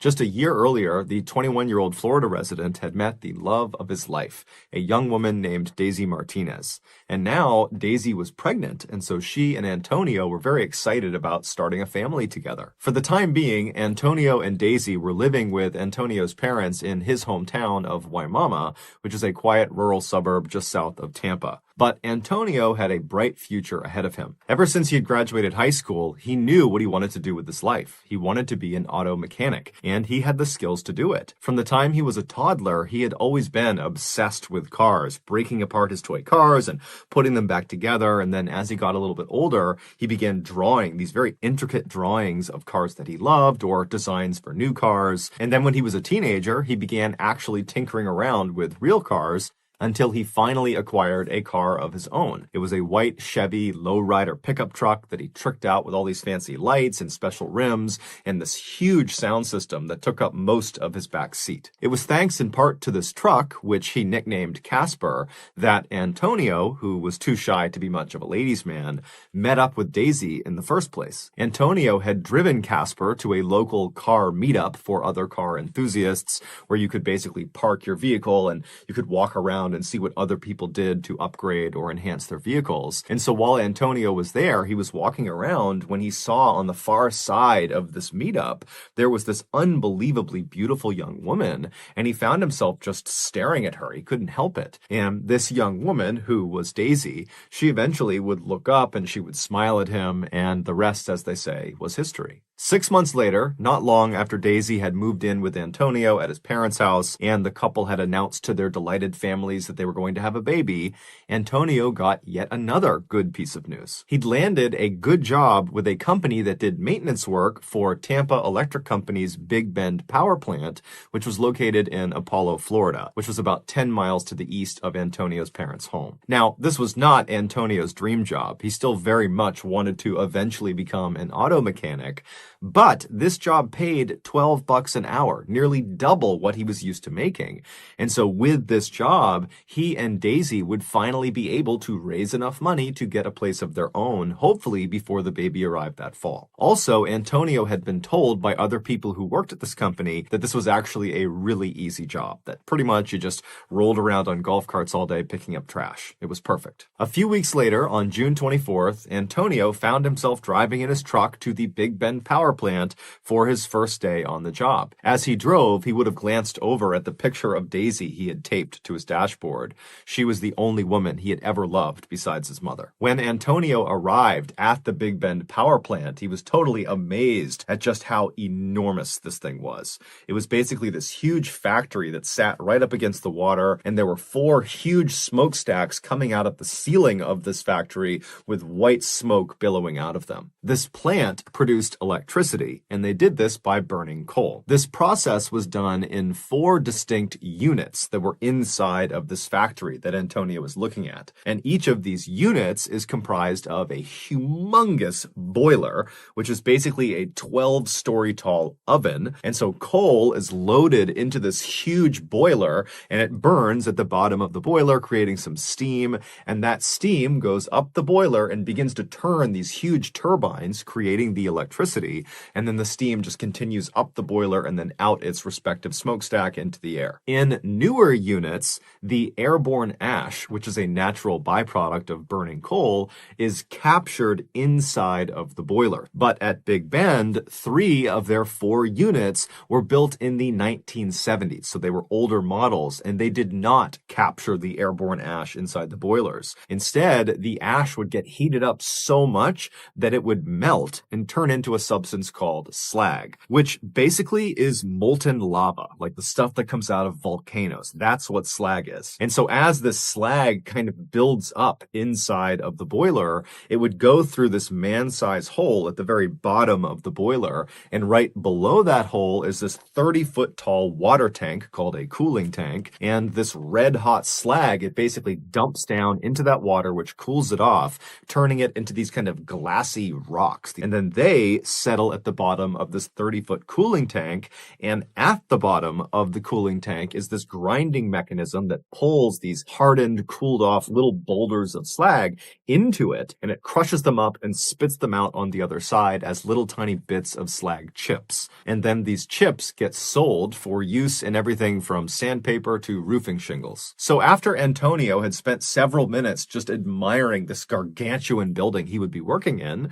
he gathered up his things, he hopped out of his his truck and he headed toward the front doors. That day, and the next couple of days, were very uneventful for Antonio. He basically just sat in a break room and watched videos about safety and training, and then when he wasn't doing that, he was out trying to navigate around the inside of this huge factory, which was basically this huge maze. And he found very quickly that it was a very hazardous place to work, as there were huge trucks moving around inside of it, it was super loud, and there was just heavy machinery operating constantly all around you. But after several days of just kind of walking around and asking people what things were, Antonio felt like he had a pretty good handle on the layout and also on what his job would entail. On Thursday, June 29th, so just 4 days into doing this new job, Antonio woke up in his parents' house in a really good mood because the next day, that Friday, Daisy was going in for an ultrasound and they were going to find out whether their baby was a boy or a girl. And he was very excited about this. And so Antonio came downstairs, he grabbed a quick bite to eat, and then he kissed Daisy on the cheek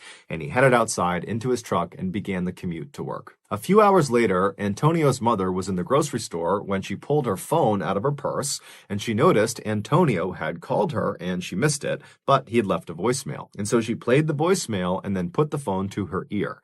And what she heard was quite possibly the most traumatic thing a mother could ever hear from their child. After leaving the house that morning, Antonio drove all the way to work, no problem. He parked in the lot, he went inside the building, and initially the day was like any other day. He just kind of drove around the facility and picked up trash, and that was it. But just a couple of hours into his shift, two fairly significant issues arose simultaneously inside of Unit 2. In the boiler, the slag that was building up had somehow created a sort of plug over that man-sized hole where the slag was supposed to dump into the water chamber. And so as more and more slag was being created as the ash melted, it wasn't draining into that chamber. And so all of this slag was just building up on top of itself inside of the boiler. And then in the water chamber, completely unconnected from the issue in the boiler, the slag that had fallen into the water chamber, that had cooled and settled at the bottom, it had landed in such a way that it actually blocked the grinding mechanism. And so none of the cooled slag boulders and rocks were being ground up and expelled out the other side. And so they needed to fix these two issues quickly, otherwise Unit 2 would become basically ineffective. Now, the safe way to fix these two blockages would be to start by turning off Unit 2's boiler. And then once it was off, you could drop dynamite into the boiler itself and break up the blockage over the man-sized hole, and you could send a team into the water chamber after you drained it to chip away and move the blockage over the grinding mechanism. However, turning a boiler off at a power plant is extremely expensive. And so the Tampa Electric Company decided, you know what? Let's just have them fix these blockages without turning the boiler off. And so at 4 in the afternoon, a senior plant manager rounded up 5 other employees, which included Antonio, to come with him and do these repairs inside of Unit 2. And so the plan was to empty all the water from the cooling chamber of Unit 2, and then once it was empty, they would open something called the doghouse door, which is on the outside of the cooling chamber towards the bottom. They would open that up, giving them a line of sight into the bottom of this cooling chamber where that grinding mechanism was, where all those slag rocks had kind of come to a stop on top of it, and they would fire water cannons into the bottom of this cooling chamber to attempt to dislodge these slag rocks off of the grinding mechanism. And then after they cleared that blockage, they would shut the doghouse door and they would somehow deal with the blockage inside of the boiler. But that felt like a secondary issue. They needed to make sure the grinding mechanism was cleared before they did anything else. Now, you need to understand that this company had asked their employees to do this type of repair before, to do it with the boiler still on, and in the past, nothing bad had ever happened, and so these 6 guys, including Antonio, must have thought this was just totally routine, that we would never be asked to do something like this if it was extremely hazardous. But it would turn out what they were doing, making these repairs with the boiler still on, was quite possibly the most hazardous thing they could possibly do at this plant. But either way, the 6-man team made their way over to Unit 2, and they began taking up positions with their water cannons right in front of the doghouse door. Antonio's job for this operation was actually not to be involved in getting the slag free. He was just going to be there to clean up during and after the operation.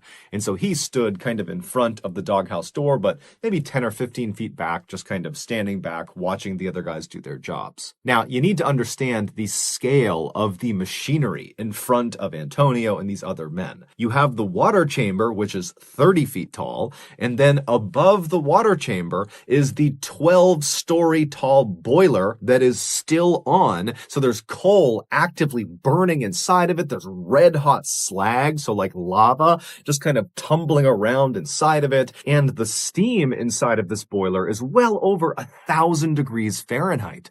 And so they are dwarfed by this totally dangerous piece of machinery. But eventually, their operation begins. The senior plant manager has the water chamber drained, and then after it's empty, they open the doghouse door, and Antonio watched as the other 5 men took turns with their water cannons, firing them through this door at the big slag rocks that are sitting on top of the grinding mechanism.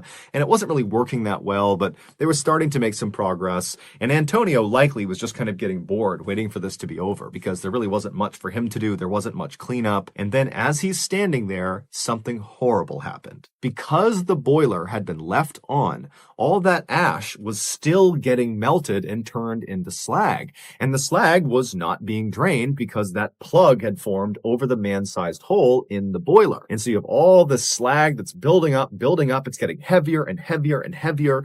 And about 20 minutes into their cleanup operation, the weight of all that slag broke through that plug, immediately creating an opening where all this red hot slag, this lava, came tumbling down. It rebounded on the back end of the empty water tank and shot out of the doghouse door like a tidal wave of hellfire. And in seconds, thousands of gallons of this lava-like substance was all over all 6 men. It was like a wave going over them. And then after the slag hits the ground, they were all standing in 6 inches of basically lava that stretched in 40 feet in any direction. Now, unlike trying to run in, let's say, mud or deep water where you're just kind of moving slowly, every step you take in this slag, basically your foot melts into the slag. So with every step, your shoe melts, then your skin melts, then your bones melt into this substance. And so all these men, after immediately being hit with this stuff and catching on fire, literally,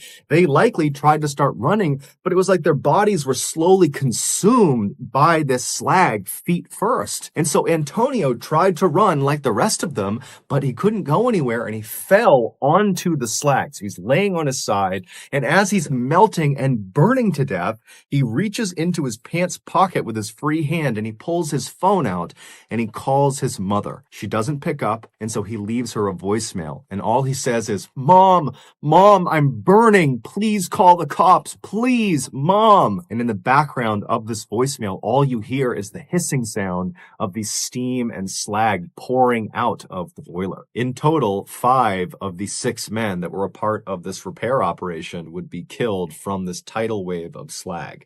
Antonio would be one of them. Tampa Electric would end up paying out a settlement to each of the families of the deceased.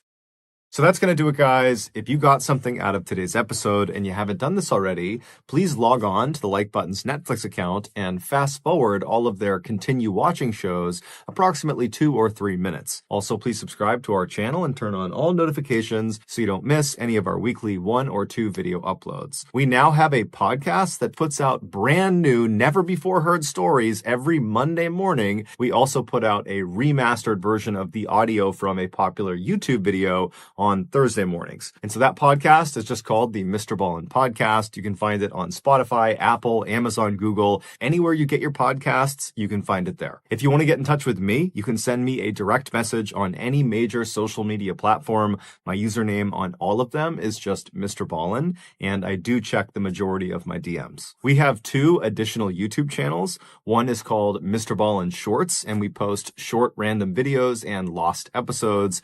And the other channel is a Spanish language channel, and it's just called MrBallen en Español. We also have a Facebook page just called MrBallen that puts out near daily content. We also have a Snapchat channel just called MrBallen that puts out content on Sundays. We also have some really cool merchandise, so if you want to have a look at that, go to shopmrballen.com. And if you have a story suggestion, please submit it to our subreddit just called MrBallen. It's linked in the description below. So whether I see you on Twitter, Instagram, TikTok, Reddit, YouTube, Facebook, podcasts, podcasts, additional YouTube channels, wherever. Just know that I really appreciate your support. And until next time, that's going to do it. See ya.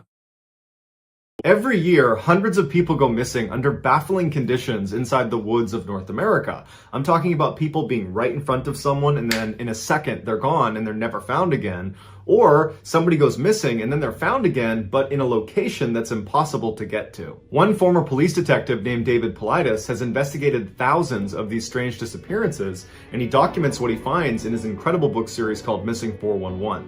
Today, we're going to look at 3 of his cases that even amongst strange disappearances, these stand out as particularly bizarre. But before we get into today's stories, if you're a fan of the strange, dark, and mysterious delivered in story format, then you come to the right channel, because that's all we do, and we upload 3, 4, even 5 times every week. So if that's of interest to you, please offer to make the like button a hot pocket, but don't let it stand in the microwave for 2 minutes. Instead, serve it to them immediately so that when they bite into it, they are met with the tongue-scalding cheese lava flow within. Also, please subscribe to our channel and turn on all notifications so you don't miss any of our weekly uploads. All right, let's get into today's stories.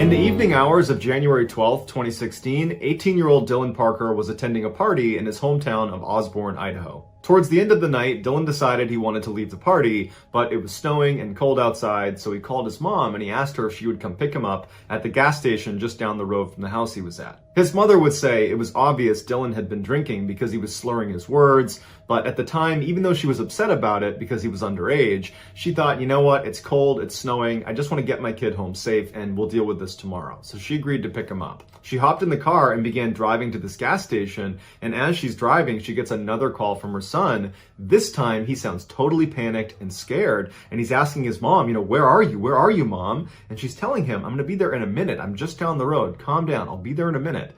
And then he hung up. When she got to the gas station, he wasn't there. When she tried calling him back, his phone was off. She got out of the car and went into the gas station and asked if they'd seen her son, and they said they hadn't. She got back in the car and she drove around for about 30 minutes yelling for her son, but there was no sign of him. She still couldn't get in touch with him. His phone was still off, and she just had this bad feeling that something had happened to him, so she called the police. The police conducted a thorough search that started with the house Dylan had been at for this party. They interviewed the people who were there, and everybody said Dylan seemed fine, and he just left. He said he was getting picked up by his mom.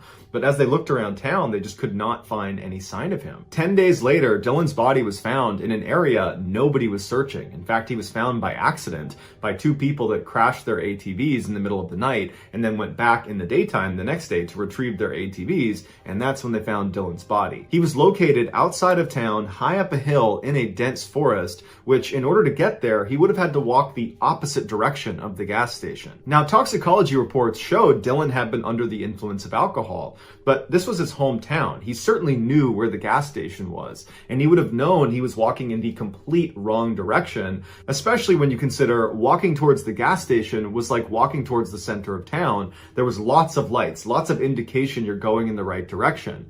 To walk in the other direction towards that hill where he was found would have been like walking towards darkness, where there's no lights, there's no sign of town. It's obviously the wrong direction. But the case gets even stranger, because on the day Dylan went missing, there was a lot of snow on the ground, which meant people would have made tracks. And from the time Dylan went missing until he was found, it didn't snow, and the temperature did not heat up enough to melt the snow. So in theory, any tracks Dylan would have made, they would still be there when he was found. But where Dylan was found, there were no tracks anywhere near him. No footprints, no tire tracks, nothing. It was as if someone had dropped him out of the sky. Another strange element of this case is Dylan was found without pants and without boots on. And so you would think for him to make it all the way up to this spot on the hillside through kind of rough, rocky, snowy terrain through a forest, that you would expect his socks to be totally ruined and his feet to potentially be cut up.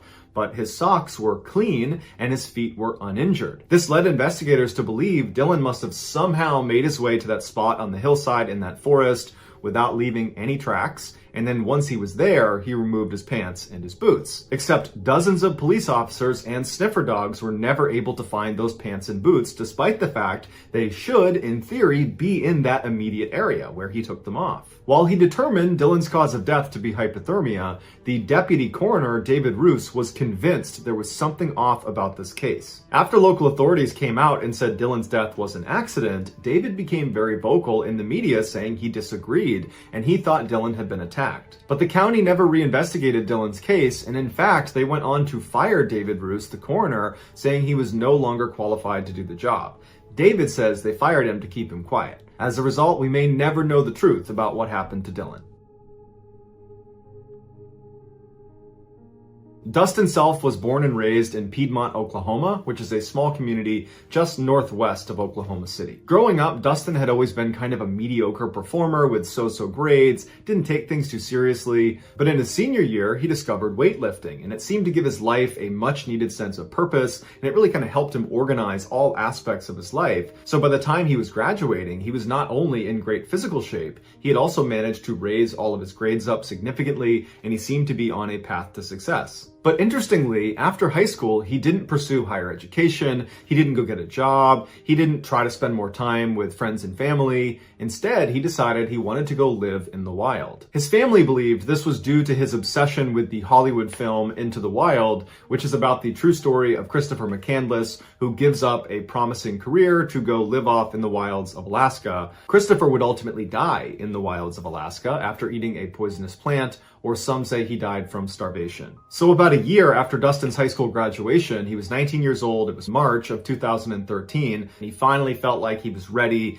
to go live out this dream of living in the wild. And so he told his family he was going to go on this cross-country road trip, stopping at different points along the way, living out in the woods. His family knew he was really fixated on this and couldn't talk him out of it, and so they ultimately accepted it and said, just be really careful. So in early March, Dustin heads out on this road trip, and nobody hears from him until March 15th, when he calls his parents and says, I'm in this tiny town called Fields, Oregon, and I'm at a gas station. Everything's going great, nothing to worry about. The very next day, Dustin called his ex-girlfriend and told her he was lost on a mountain.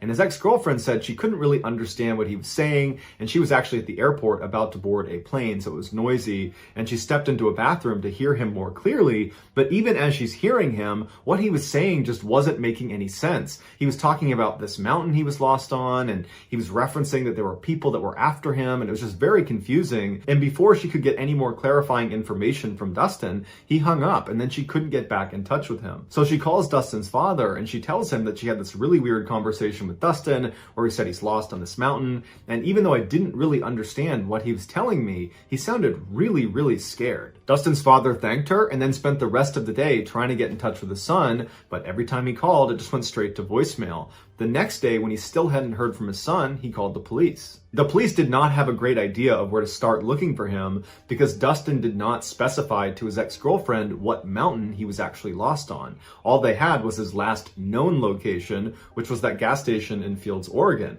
So they went to that gas station and he wasn't there, and they asked the people that worked there if they remembered Dustin, and they didn't, and no one knew anything about him. And so after that, they just had to wait for more leads to come in because they couldn't just, search all the mountains in Oregon for Dustin. They would never find him. A month later, after no one's heard from Dustin, a ranch hand who was living in a very rural section of Oregon, not far from the gas station in Fields, Oregon, discovered Dustin's truck parked precariously on the edge of this road inside of a canyon. It was abandoned, but inside were Dustin's GPS, some food, and some energy drinks. His backpack that contained his sleeping bag and his tent were missing. There was a comprehensive search done around where the truck had been found, but after a couple of days, nothing had been found and the search was terminated. The area around where Dustin's truck was found was very hilly and rocky, but there weren't that many trees, which meant if you were standing on one of the different mountains in the area, you'd be able to very easily look out and actually see a road. And so the searchers were thinking to themselves, how could this guy have gotten lost on any of these mountains? Because all he'd have to do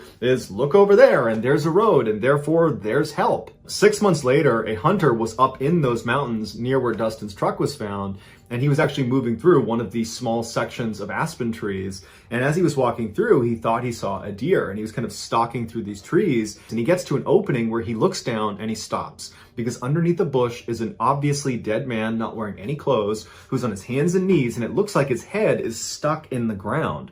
When the hunter walks over to get a better look, it looks like this guy must have pushed his head into a hole in the ground before he succumbed to whatever killed him. The hunter leaves and tells police. Police show up, they search the area, and they find a jacket nearby, inside of which is a wallet that contains Dustin's ID cards, as well as Dustin's car keys. The body was Dustin's. Dustin was located 9 miles away from where his truck had been parked on that road, and nowhere in the area did they find a campsite. They actually never found his backpack that contained the tent or the sleeping bag, so they think he never set up camp, but they don't know where his supplies went. After Dustin's family found out what happened to him, his father would say, "I just don't understand why he didn't seek shelter in his vehicle. It was parked on the road, he wasn't that far away. Heck, he could have run those 9 miles. He was in great physical shape, and in theory, he would have known where he parked it, or if he didn't, he could have just walked to the edge of the mountain and looked out and seen the road it was parked on." So the family just couldn't understand his decision making. Investigators would say there was no indication Dustin was trying to hurt himself, and foul play was ruled out. So what was it that caused Dustin to abandon his car and walk 9 miles uphill and ditch his clothes and ditch his backpack that contained his tent and his sleeping bag, and then stick his head in a hole until he died? The only thing that could be determined was that Dustin probably died of hypothermia, but because of the state his body was in from decomposition, the coroner said, "We don't know for sure." So like all the other missing 411 cases, we're left with lots of questions and not a lot of answers. In 2010, Jan Maccabee was living with her husband Bruce in a town called Lima, Ohio, which is approximately 80 miles southwest of Lake Erie. While Jan had built a successful career as a booking agent for musicians, bands, and entertainers, her real passion was deer hunting. So on September 29th of that year, right after deer hunting season had opened in Ohio, Jan decided to go out on a hunt. That morning had been cold and damp and gray, but by that afternoon, when Jan was getting ready to go, the temperatures had risen and the sun had come out. Jan's preferred method of hunting was to sit and watch from a tree stand, which is a ladder that you put in the woods that sits about 15 feet high. She would sit up there with her bow and arrow and wait to take a shot when a deer came by. Around 5 p.m. that day, she told Bruce she was leaving, and she made it to her tree stand by about 5:30. The forest she was going to be hunting in was one she was very familiar with, and it was not very remote. There were a couple houses just outside the woods, there were some agricultural areas, and her nephew actually went to high school just a mile north of these woods. But from the tree stand where she was sitting, all she could see around her was trees. Shortly after Jan sat down, she started texting with one of her friends on her BlackBerry, and periodically she'd poke her head up and look for deer. There weren't any, and then she'd go back to texting. The whole time this is happening, Jan can hear birds and crickets and squirrels and all the sounds of the forest all around her. A little after 6 p.m., her texting conversation with her friend reached a natural conclusion, and so she went back to just kind of sitting in the tree stand looking around. By about 6:20 p.m., she still hadn't seen any deer, and she was starting to get bored, so she decided she would take a selfie. She picked up her BlackBerry, she took the selfie, and as soon as she was done, she became aware that the forest had suddenly gone completely quiet. No more squirrels, no more birds, no more crickets, just complete silence. And she knew as a hunter, the only time this happened was when a large predator was in the area and all the other animals went quiet. But Jan would later say there was just something different about this silence. It was so sudden and so complete that it scared her. And she wound up sending another text message to that friend she'd been texting earlier that said, "The woods just went completely silent. Very odd." As soon as Jan hit send on that text message and lowered her phone, she immediately became aware of something about 20 feet away in the tree that was right across from her. And she said it was the most unusual and terrifying thing she had ever seen.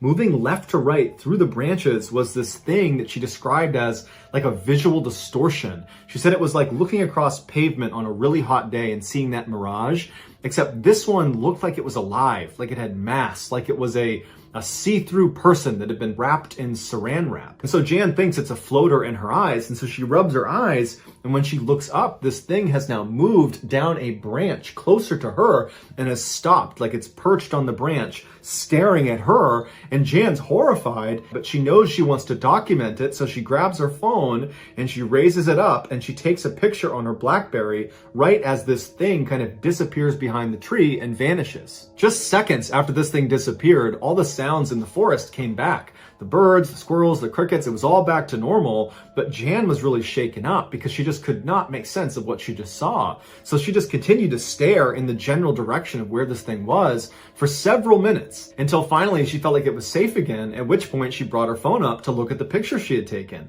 When she looked at it, it looked like a blurry mess. And so she thought, oh, I blew it, I put my hand over it, or my hair got in the way of it, or something. But at the same time, she's thinking to herself, but my hair didn't get in the way of it. And I very clearly held it out in front of me and know that I was looking at my phone when I took it and I had a clear shot of this thing. So I don't really understand how this photo got so messed up. But after looking at the picture for a little while, she started to kind of laugh at herself. You know, the idea that she'd just seen a saran wrap person running through the treetops. You know, she just felt like that didn't happen. It must have been in my head. And as for this picture, I probably just blocked the lens and that's it. That night when Jan got back to her house, she did not tell her husband Bruce about what happened to her in the tree stand because, again, she's telling herself it was all in her head. They have dinner, they clean up, they sit down in the living room, and they're both on their phones and they're just kind of scrolling through the internet and their emails.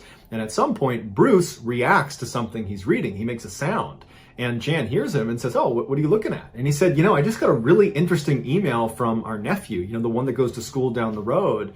He said that today they were outside for band practice, and at some point, all of them turned to look at the forest, and there was a bright circular light that was kind of hovering in the forest. And I guess they all stared at it for about 5 or 10 seconds. And then at some point, the light kind of went back into the forest and they didn't know what to make of it. And I guess one of his classmates said that a year before, the exact same thing happened.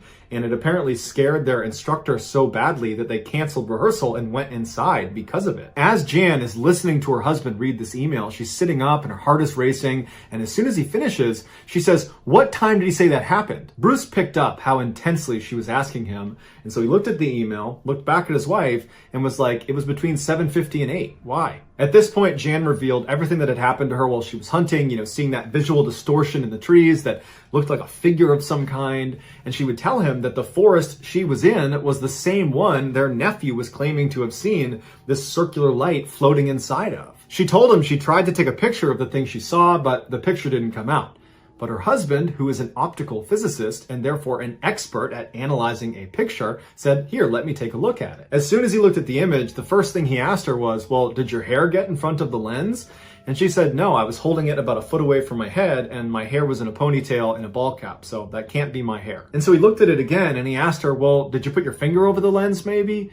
And she said, yeah, I might have. I don't think I did, but it's certainly possible. And so not really thinking much of this picture, he decides before giving the phone back to just check the resolution of the image, because whenever he would examine a picture, that was something he would do, and he discovered an anomaly. It turns out Jan's BlackBerry was only capable of taking pictures in 3 distinct resolutions. Basically, the size of the image could only come in small, medium, or large. And this picture she had taken of this thing she saw in the trees was a resolution size that was not small, medium, or large. It was some random size that the phone was actually not capable of producing.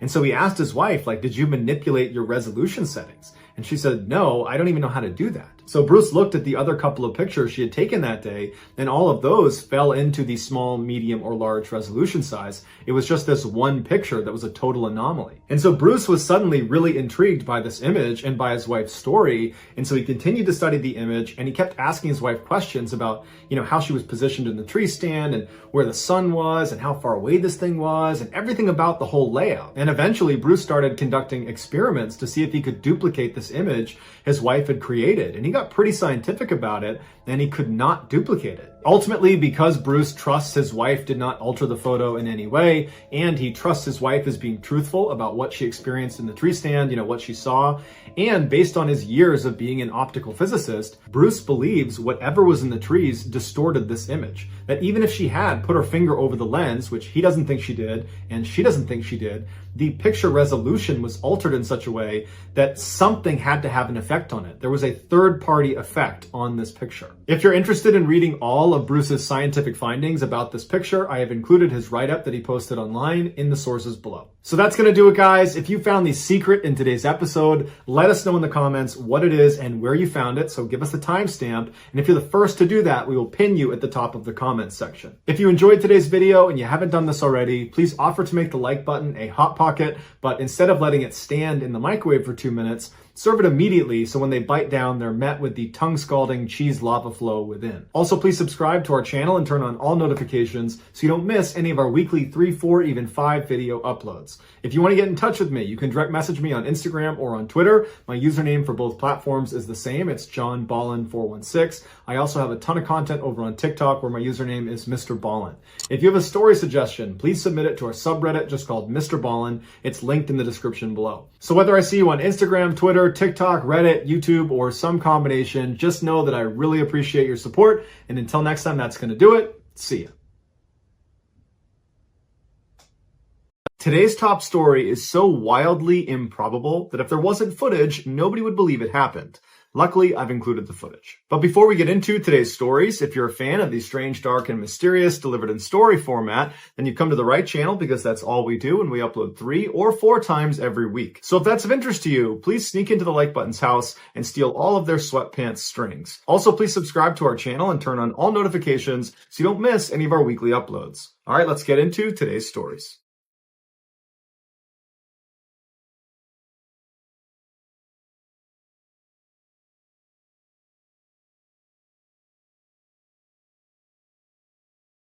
In 1974, Jean-Claude Romand enrolled in medical school in Lyon, France. He was a model student who excelled despite the notoriously brutal course load. In 1980, he married his girlfriend, and shortly after that, they had 2 kids, a boy and a girl. In 1983, he officially became a doctor and landed a great job as a researcher at the World Health Organization in Geneva. His focus was on finding new medicines to treat arteriosclerosis, also known as heart disease. His wife would proudly tell her friends that her husband was a super doctor who worked quietly in a neon-lit lab in Geneva to develop all these incredible treatments. From the outside looking in, Jean-Claude's life looked perfect. But looks can be deceiving. In the early morning hours of Monday, January 11th, 1993, Jean-Claude's best friend, Luc, received a call informing him there had been a terrible accident. In the night, a boiler had caught fire inside of Jean-Claude's house, killing his wife and his children. Jean-Claude had barely escaped alive, but when he got to the hospital, he had slipped into a coma. The 2 men had been friends for nearly 20 years.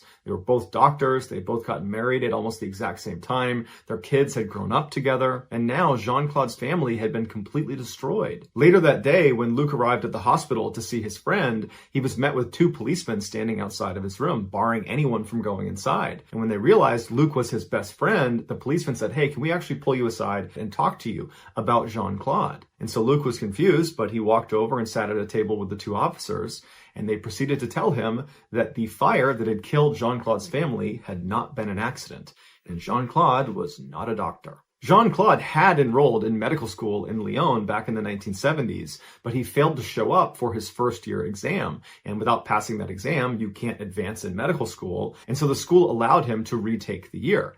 And so Jean-Claude did that for 12 consecutive years. All the while, he told his friends and family that he was following normal medical studies, and eventually he told them he had become a doctor. Instead of going to Geneva to discover new medicines for heart disease, Jean-Claude would drive around the border area between France and Switzerland and periodically go to the World Health Organization's Public Information Center and would just walk around the lobby and read pamphlets before going home again. When Jean-Claude went on overseas business trips, he would actually just leave his house, hop on the highway, and stop at a motel, stay there for a couple of days, and then return with gifts. He lived off money from the sale of his student apartment in Lyon that his parents had bought for him. When the money ran out, he asked his friends and family to give him their life savings so he could invest them into these schemes that he knew about because he was a UN employee. And because he's this very successful, reputable doctor, people agreed and gave him their money. But by late 1992, some of his victims were asking for their money, and he didn't have it. And so some of these people began doing some research on Jean-Claude, and they found his name was not listed on the World Health Organization's staff list. By January of 1993, Jean-Claude knew it was only a matter of time before he was exposed. And to this point, he has been living this lie for almost 20 years. His wife, his kids, his friends, his parents, everybody, he has told that he's the successful doctor, and that's all about to come crashing down. And the way he handles it is he drives to his parents' house and he kills his parents and their dog, and then drives back to his house and kills his family, takes sleeping pills, and then lights the house on fire. But firefighters were able to get to him and pull him out before he could take his own life. And so after he regained his strength, he was taken into custody and he made a confession. He was convicted of murder in 1996 and given a life sentence. But in 2015, he became eligible for parole, and in 2019, he was released. On September 6, 2006, 51-year-old Susan Kuhnhausen was returning from her job as an emergency room nurse in Portland, Oregon. On the way, she stopped at a hair salon to get her hair dyed. While she waited her turn, she picked up a magazine and a particular quote stood out to her. It said, "I will not live an unlived life. I will not live in fear." At the time, Susan was fighting with her husband, Mike. They had been married for nearly 18 years, and their marriage had become toxic, and Susan had finally gotten the courage up to tell Mike she wanted a divorce, and Mike did not want a divorce. And so they had these bitter, awful fights, and Susan was just looking for things to latch onto, and this type of quote gave her motivation to follow through with this very difficult decision. About an hour later, with her hair now a slightly different color brown, she hopped back in her car and drove the last couple of miles home to her quiet little neighborhood. She pulled into the driveway of her one-story Cape Cod home with their gray picket fence around it. She went in the back door into their mudroom, and right away she saw a note next to the microwave that her husband had left, because at this time they were still living together. And the note just said, "Sue, I've had trouble sleeping. I've gone to the beach. I'll see you in a couple of days." She put the note down and then unlocked the door that led into the house, which was into the kitchen. And as soon as the door opened up, she heard the beeping sound of their security alarm. And then she walked all the way through the house to the front door. She unlocked it, went outside, and then checked their mail, and then went back inside the house. After she got back inside and had shut and locked the front door behind her, she kicked off her shoes and then began walking across the house towards the kitchen. She got about halfway there when she looked over to her left, and she noticed the first floor bedroom that they used as a guest room was really dark. And every morning before she left for work, she would open all the curtains around the house. And so in the evening, the sun would come into the house and it would be nice and bright. And so she's thinking to herself, did I forget to open the curtains in that room? Because it shouldn't be that dark. And as she's staring at the room, a man she didn't recognize walked out from behind the bedroom door and started walking towards her. He was medium height, medium build. He had a hat pulled down over his eyes. He had yellow rubber gloves on, and he was holding a hammer. And he began walking right towards her. For many people, the sight of a stranger inside of your home carrying a hammer would be enough to prompt you to turn around and run out of your house. But not Sue. She had been an emergency room nurse for the past 30 years. And in that time, she had done things like crack open people's ribs to massage their hearts. She had administered IVs and thrashing patients that were suffering from withdrawals. And she and the other nurses she worked with trained regularly in self-defense because you just never knew what was going to happen in the ER. You needed to be ready to slip chokeholds and defend yourself. And so here Sue was staring down this intruder in her house with 30 years of preparation for this moment. And so Sue ran at this guy faster than he was coming at her, and it caught him off guard. She figured if she could just get up close to him, the power of the hammer strikes would be less. And so she rams into him, and she's about 5'5" and significantly outweighed him. He's about 5'9", maybe 200 pounds. And so she rams him into the wall. He hits her in the head once with the hammer, but it wasn't enough to subdue her or even knock her down. She barely felt it. And so she's holding on to him and she's screaming at him, "Who are you? What do you want?" Because there was a part of her that thought, this is a burglary. I'll just give you what you want. But the guy didn't say anything. And so Susan grabbed him and pushed even harder against the wall. And the man would say 2 words. It was the only 2 words he said the entire time. And it was, "You're strong." And Susan, when she heard that, it was like an adrenaline rush. She knew this guy was not trying to rob her. He was just trying to kill her. And she thought, no, I'm going to live. And she managed to wrestle the hammer away from him while pinning him against the wall, and then smashed him in the head 3 times with this hammer before he managed to get it back. But when he reached for the hammer, she grabbed his throat and began choking the life out of him. The man immediately went for his throat to get her hand off of him, so he was not trying to attack her. And Susan realized that she had him on the defensive, and she grabbed tighter and tighter around his throat. She moved her other hand up and really started crushing his windpipe. And then she screamed at him, "I'll call an ambulance if you tell me who sent you." And the man looked at her and just grunted at her. And so she continued to squeeze harder and harder until his face turned purple and his eyes rolled back. And she knew as an emergency room nurse, if she continued, she would kill him. And she wasn't really prepared to do that. And so she threw him to the ground. She turned and began to run towards the front door. But this guy jumped up and leapt after her, grabbed her by the ankle, and tripped her to the ground. When she landed, she rolled over onto her back, and right on top of her is this guy wielding the hammer, and he's about to bring it down on her. And so she instinctively just shot up. She sat up as fast as she could, and she bit down as hard as she could on the inner part of his upper leg. She bit so hard she tore through the fabric. And the guy screamed out in pain. He couldn't even hit her with the hammer. He began staggering back, at which point she released the bite, got up onto a knee, and and then bit him again on the side of his rib cage as hard as she could, once again tearing through the fabric. And so now this guy is howling at the top of his lungs, at which point Sue grabs him and throws him to the ground, but she falls with him and she lands directly behind his back. And he's still trying to grab her and he's got the hammer and he's trying to hit her. And so she reaches out and puts her arm over his throat and puts him in a wicked chokehold, one that he was not getting out of. And so the guy is trying to fight and get his neck out of the chokehold, but Susan decided that this guy, he's not going to talk, he's not going to tell me what he wants, he's here to kill me, so I'm going to kill him first. And she proceeded to choke him to death. And once he stopped moving, she calmly stood up, looked down, knew he was dead. She grabbed his hammer and then calmly walked out the front door, walked to her neighbor's house, knocked on the door, and then her neighbor comes up and sees Sue just standing there with her clothes tattered and she's all bruised and bloodied, but she looks like she's totally okay. And the neighbor asks Sue, what are you doing? What's going on? Why do you have that hammer? And Sue would tell her that, well, I had an intruder and he tried to kill me, so I killed him. And I need to use your phone to call the police. And so her neighbor's like, okay, come on in and use my phone. And so Sue walks in with her hammer in hand and calmly calls the police and tells them what happened. Police and paramedics show up and they go inside of Sue's house and they confirm that her attacker was in fact dead. And her attacker turned out to be 59-year-old Ed Haffey, who was a Vietnam veteran with a long rap sheet. They discovered Ed's backpack inside of Susan's house, and in it was a notebook that contained instructions for what to do after he killed Susan. And one of those instructions was to call Mike. It turns out this Mike was Susan's husband. He had paid Ed $50,000 to kill his wife. And Mike, earlier in the day, had gone to the house and allowed Ed in and told him where to go and where to wait. And then on his way out, he had written that note saying, I'll see you in a couple of days. When police brought Mike in, he initially denied all charges and said he had nothing to do with this. But he would eventually confess and then would be sentenced to 7 years in prison for soliciting to murder his wife. Although Mike never gave his exact motivations for why he actually did this, he would have been ruined financially during this divorce, but if Susan were to die, he would inherit the house. Immediately after his sentencing, Susan sued Mike for $1 million, claiming she wanted to make sure he didn't have any more money so that he couldn't go hire another hitman to finish the job. Susan didn't have to worry for very long though, because Mike would die shortly thereafter in prison. As for Susan, she never faced any criminal charges and in fact was hailed as a hero in the wake of the attack.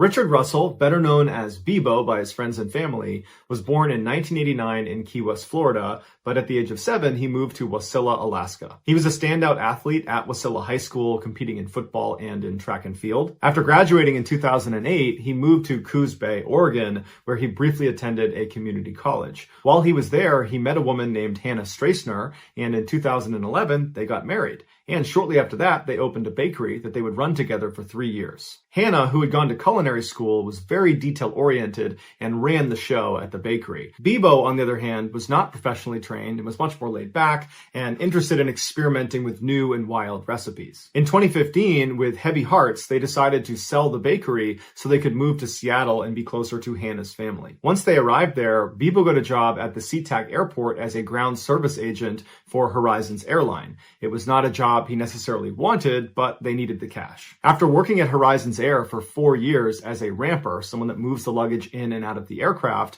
Bebo was given some additional responsibility. They asked him to be on a 2-person tow team. A tow team is in charge of moving airplanes around in between their flights. And so the way this works is one person goes down and drives the actual tow vehicle and hooks that up to the airplane and begins moving it around, and the other person would go up into the cockpit, turn the plane on, and then work a couple of very basic systems to help get the plane to go where it needs to go. The members of a tow team are one of the very few number of people that are allowed to go into the cockpit of an aircraft by themselves. And so Bebo really relished this opportunity, and when he was up there, he found himself fascinated with all the controls, and any chance he got, he would ask a pilot if they were inside of the aircraft to teach him what some of these controls were. But one time, Bebo was flipping some of the switches in the cockpit that he was not supposed to touch, that other pilots had told him about.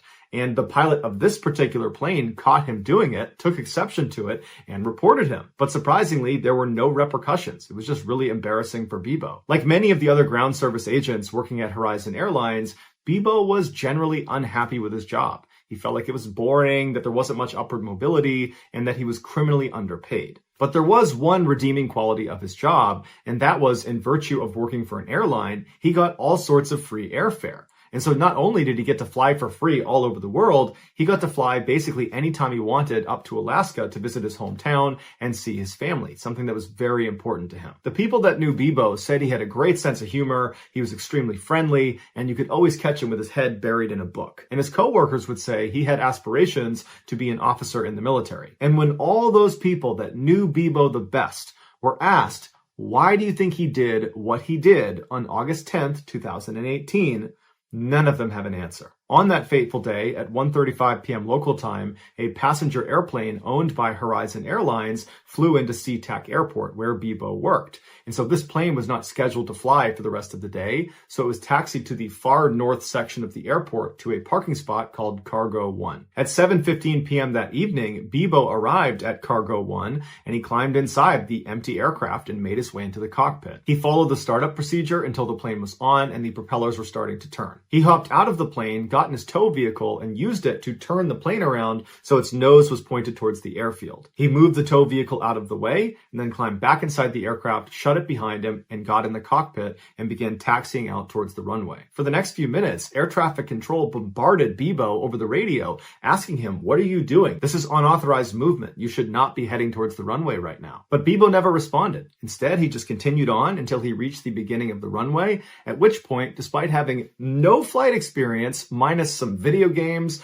and fiddling with some switches in the cockpit while he was in the tow team, he managed to go full throttle and get this plane careening down the runway and successfully took off. But that was nothing compared to what he did next. Over the course of his 1 hour-long flight, he expertly performed backflips and barrel rolls and these huge loops in the sky, dangerous maneuvers that even expert pilots might risk stalling the plane and crashing. But he didn't. It was like he'd been doing this his whole life. Onlookers on the ground were shocked to see this passenger airline performing these ridiculous stunts so low to the ground that all over Seattle, you had people filming this plane and posting it to social media. So in real time, it was like the world was made aware of Bebo up in the sky.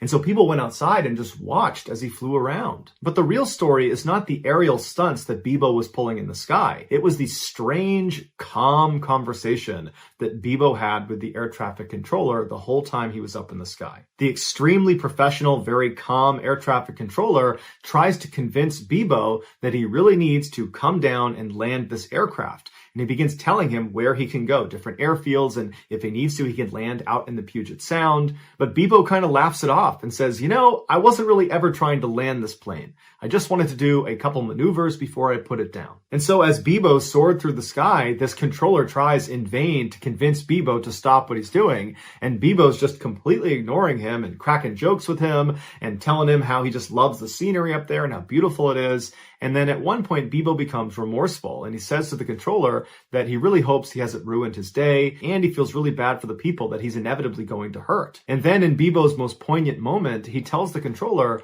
that he's just a broken guy and he's got a couple of screws loose and he didn't know it until now. Towards the end of the flight, Bebo tells the controller that he's going to try for one more barrel roll, and if it goes well, he's going to go nose down and call it a night. The controller tries to convince him that it's still possible to try to land, but at this point, Bebo's not listening. At 8:45 p.m., the nose of the plane was seen pointed straight down at the earth. 1 minute later, at 8:46 p.m., Bebo intentionally crashed into a small island off the coast of Seattle. He was the only fatality in the crash. Here is a condensed version of some of the commentary between Bebo and the air traffic controller, along with some of the real footage of him flying the plane. I just kind of want to do a couple maneuvers, see what it can do before I put her down, Approach welcome, final runway 16 right.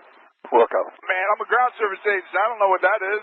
There is the runway just off your right side in about a mile. Do you see that? Yeah, I wouldn't know how to land it. I wasn't really planning on landing it. I got a lot of people that care about me, and it's going to disappoint them to hear that I did this. I would like to apologize to each and every one of them. Just a broken guy. Got a few screws loose, I guess. Never really knew it till now. I think I'm gonna try to do a barrel roll, and if that goes good, I'll just go nose down and call it a night. How Bebo was able to take off and fly around and pull these stunts without any formal training remains a mystery. Some people believe he was planning this for a long time, which is why whenever he was in the cockpit, when he was in the tow team, he would ask pilots to explain the different switches and toggles and how to use them, and he would feign that he was just curious, when in reality, he was actually trying to learn how to fly the plane. As for the incredible stunts he was doing, it's believed he did learn those in a video game. But even if this is true, that he learned how to fly a plane by asking a couple questions and playing video games, the chances of it working out and actually successfully taking off and doing what he did are astronomically low. Normal people can't do that. And that's why the internet gave Bebo a new nickname to commemorate the fact that basically no one could have done this but him. And so they named him the Sky King. So that's going to do it, guys. If you found the secret in today's episode, let us know in the comments what it is and where you found it. So give us the timestamp. And if you're the first to do that, we'll pin you at the top of the comments section. If you enjoyed today's video and you haven't done this already, please sneak into the like button's house and steal all of their sweatpants strings. Also, please subscribe to our channel and turn on all notifications so you don't miss any of our weekly 3 or 4 video uploads. If you want to get in touch with me, you can direct message me on Instagram or on Twitter. My username for both platforms is the same. It's JohnBallen416. I also have a ton of content over on TikTok where my username is MrBallen. I also have a second YouTube channel called MrBallen Shorts where I post short videos. If you have a story suggestion, please submit it to our subreddit just called MrBallen. It's linked in the description below. So whether I see you on Instagram, Twitter, TikTok, Reddit, YouTube, or some combination, just know that I really appreciate your support, and until next time, that's going to do it. See ya.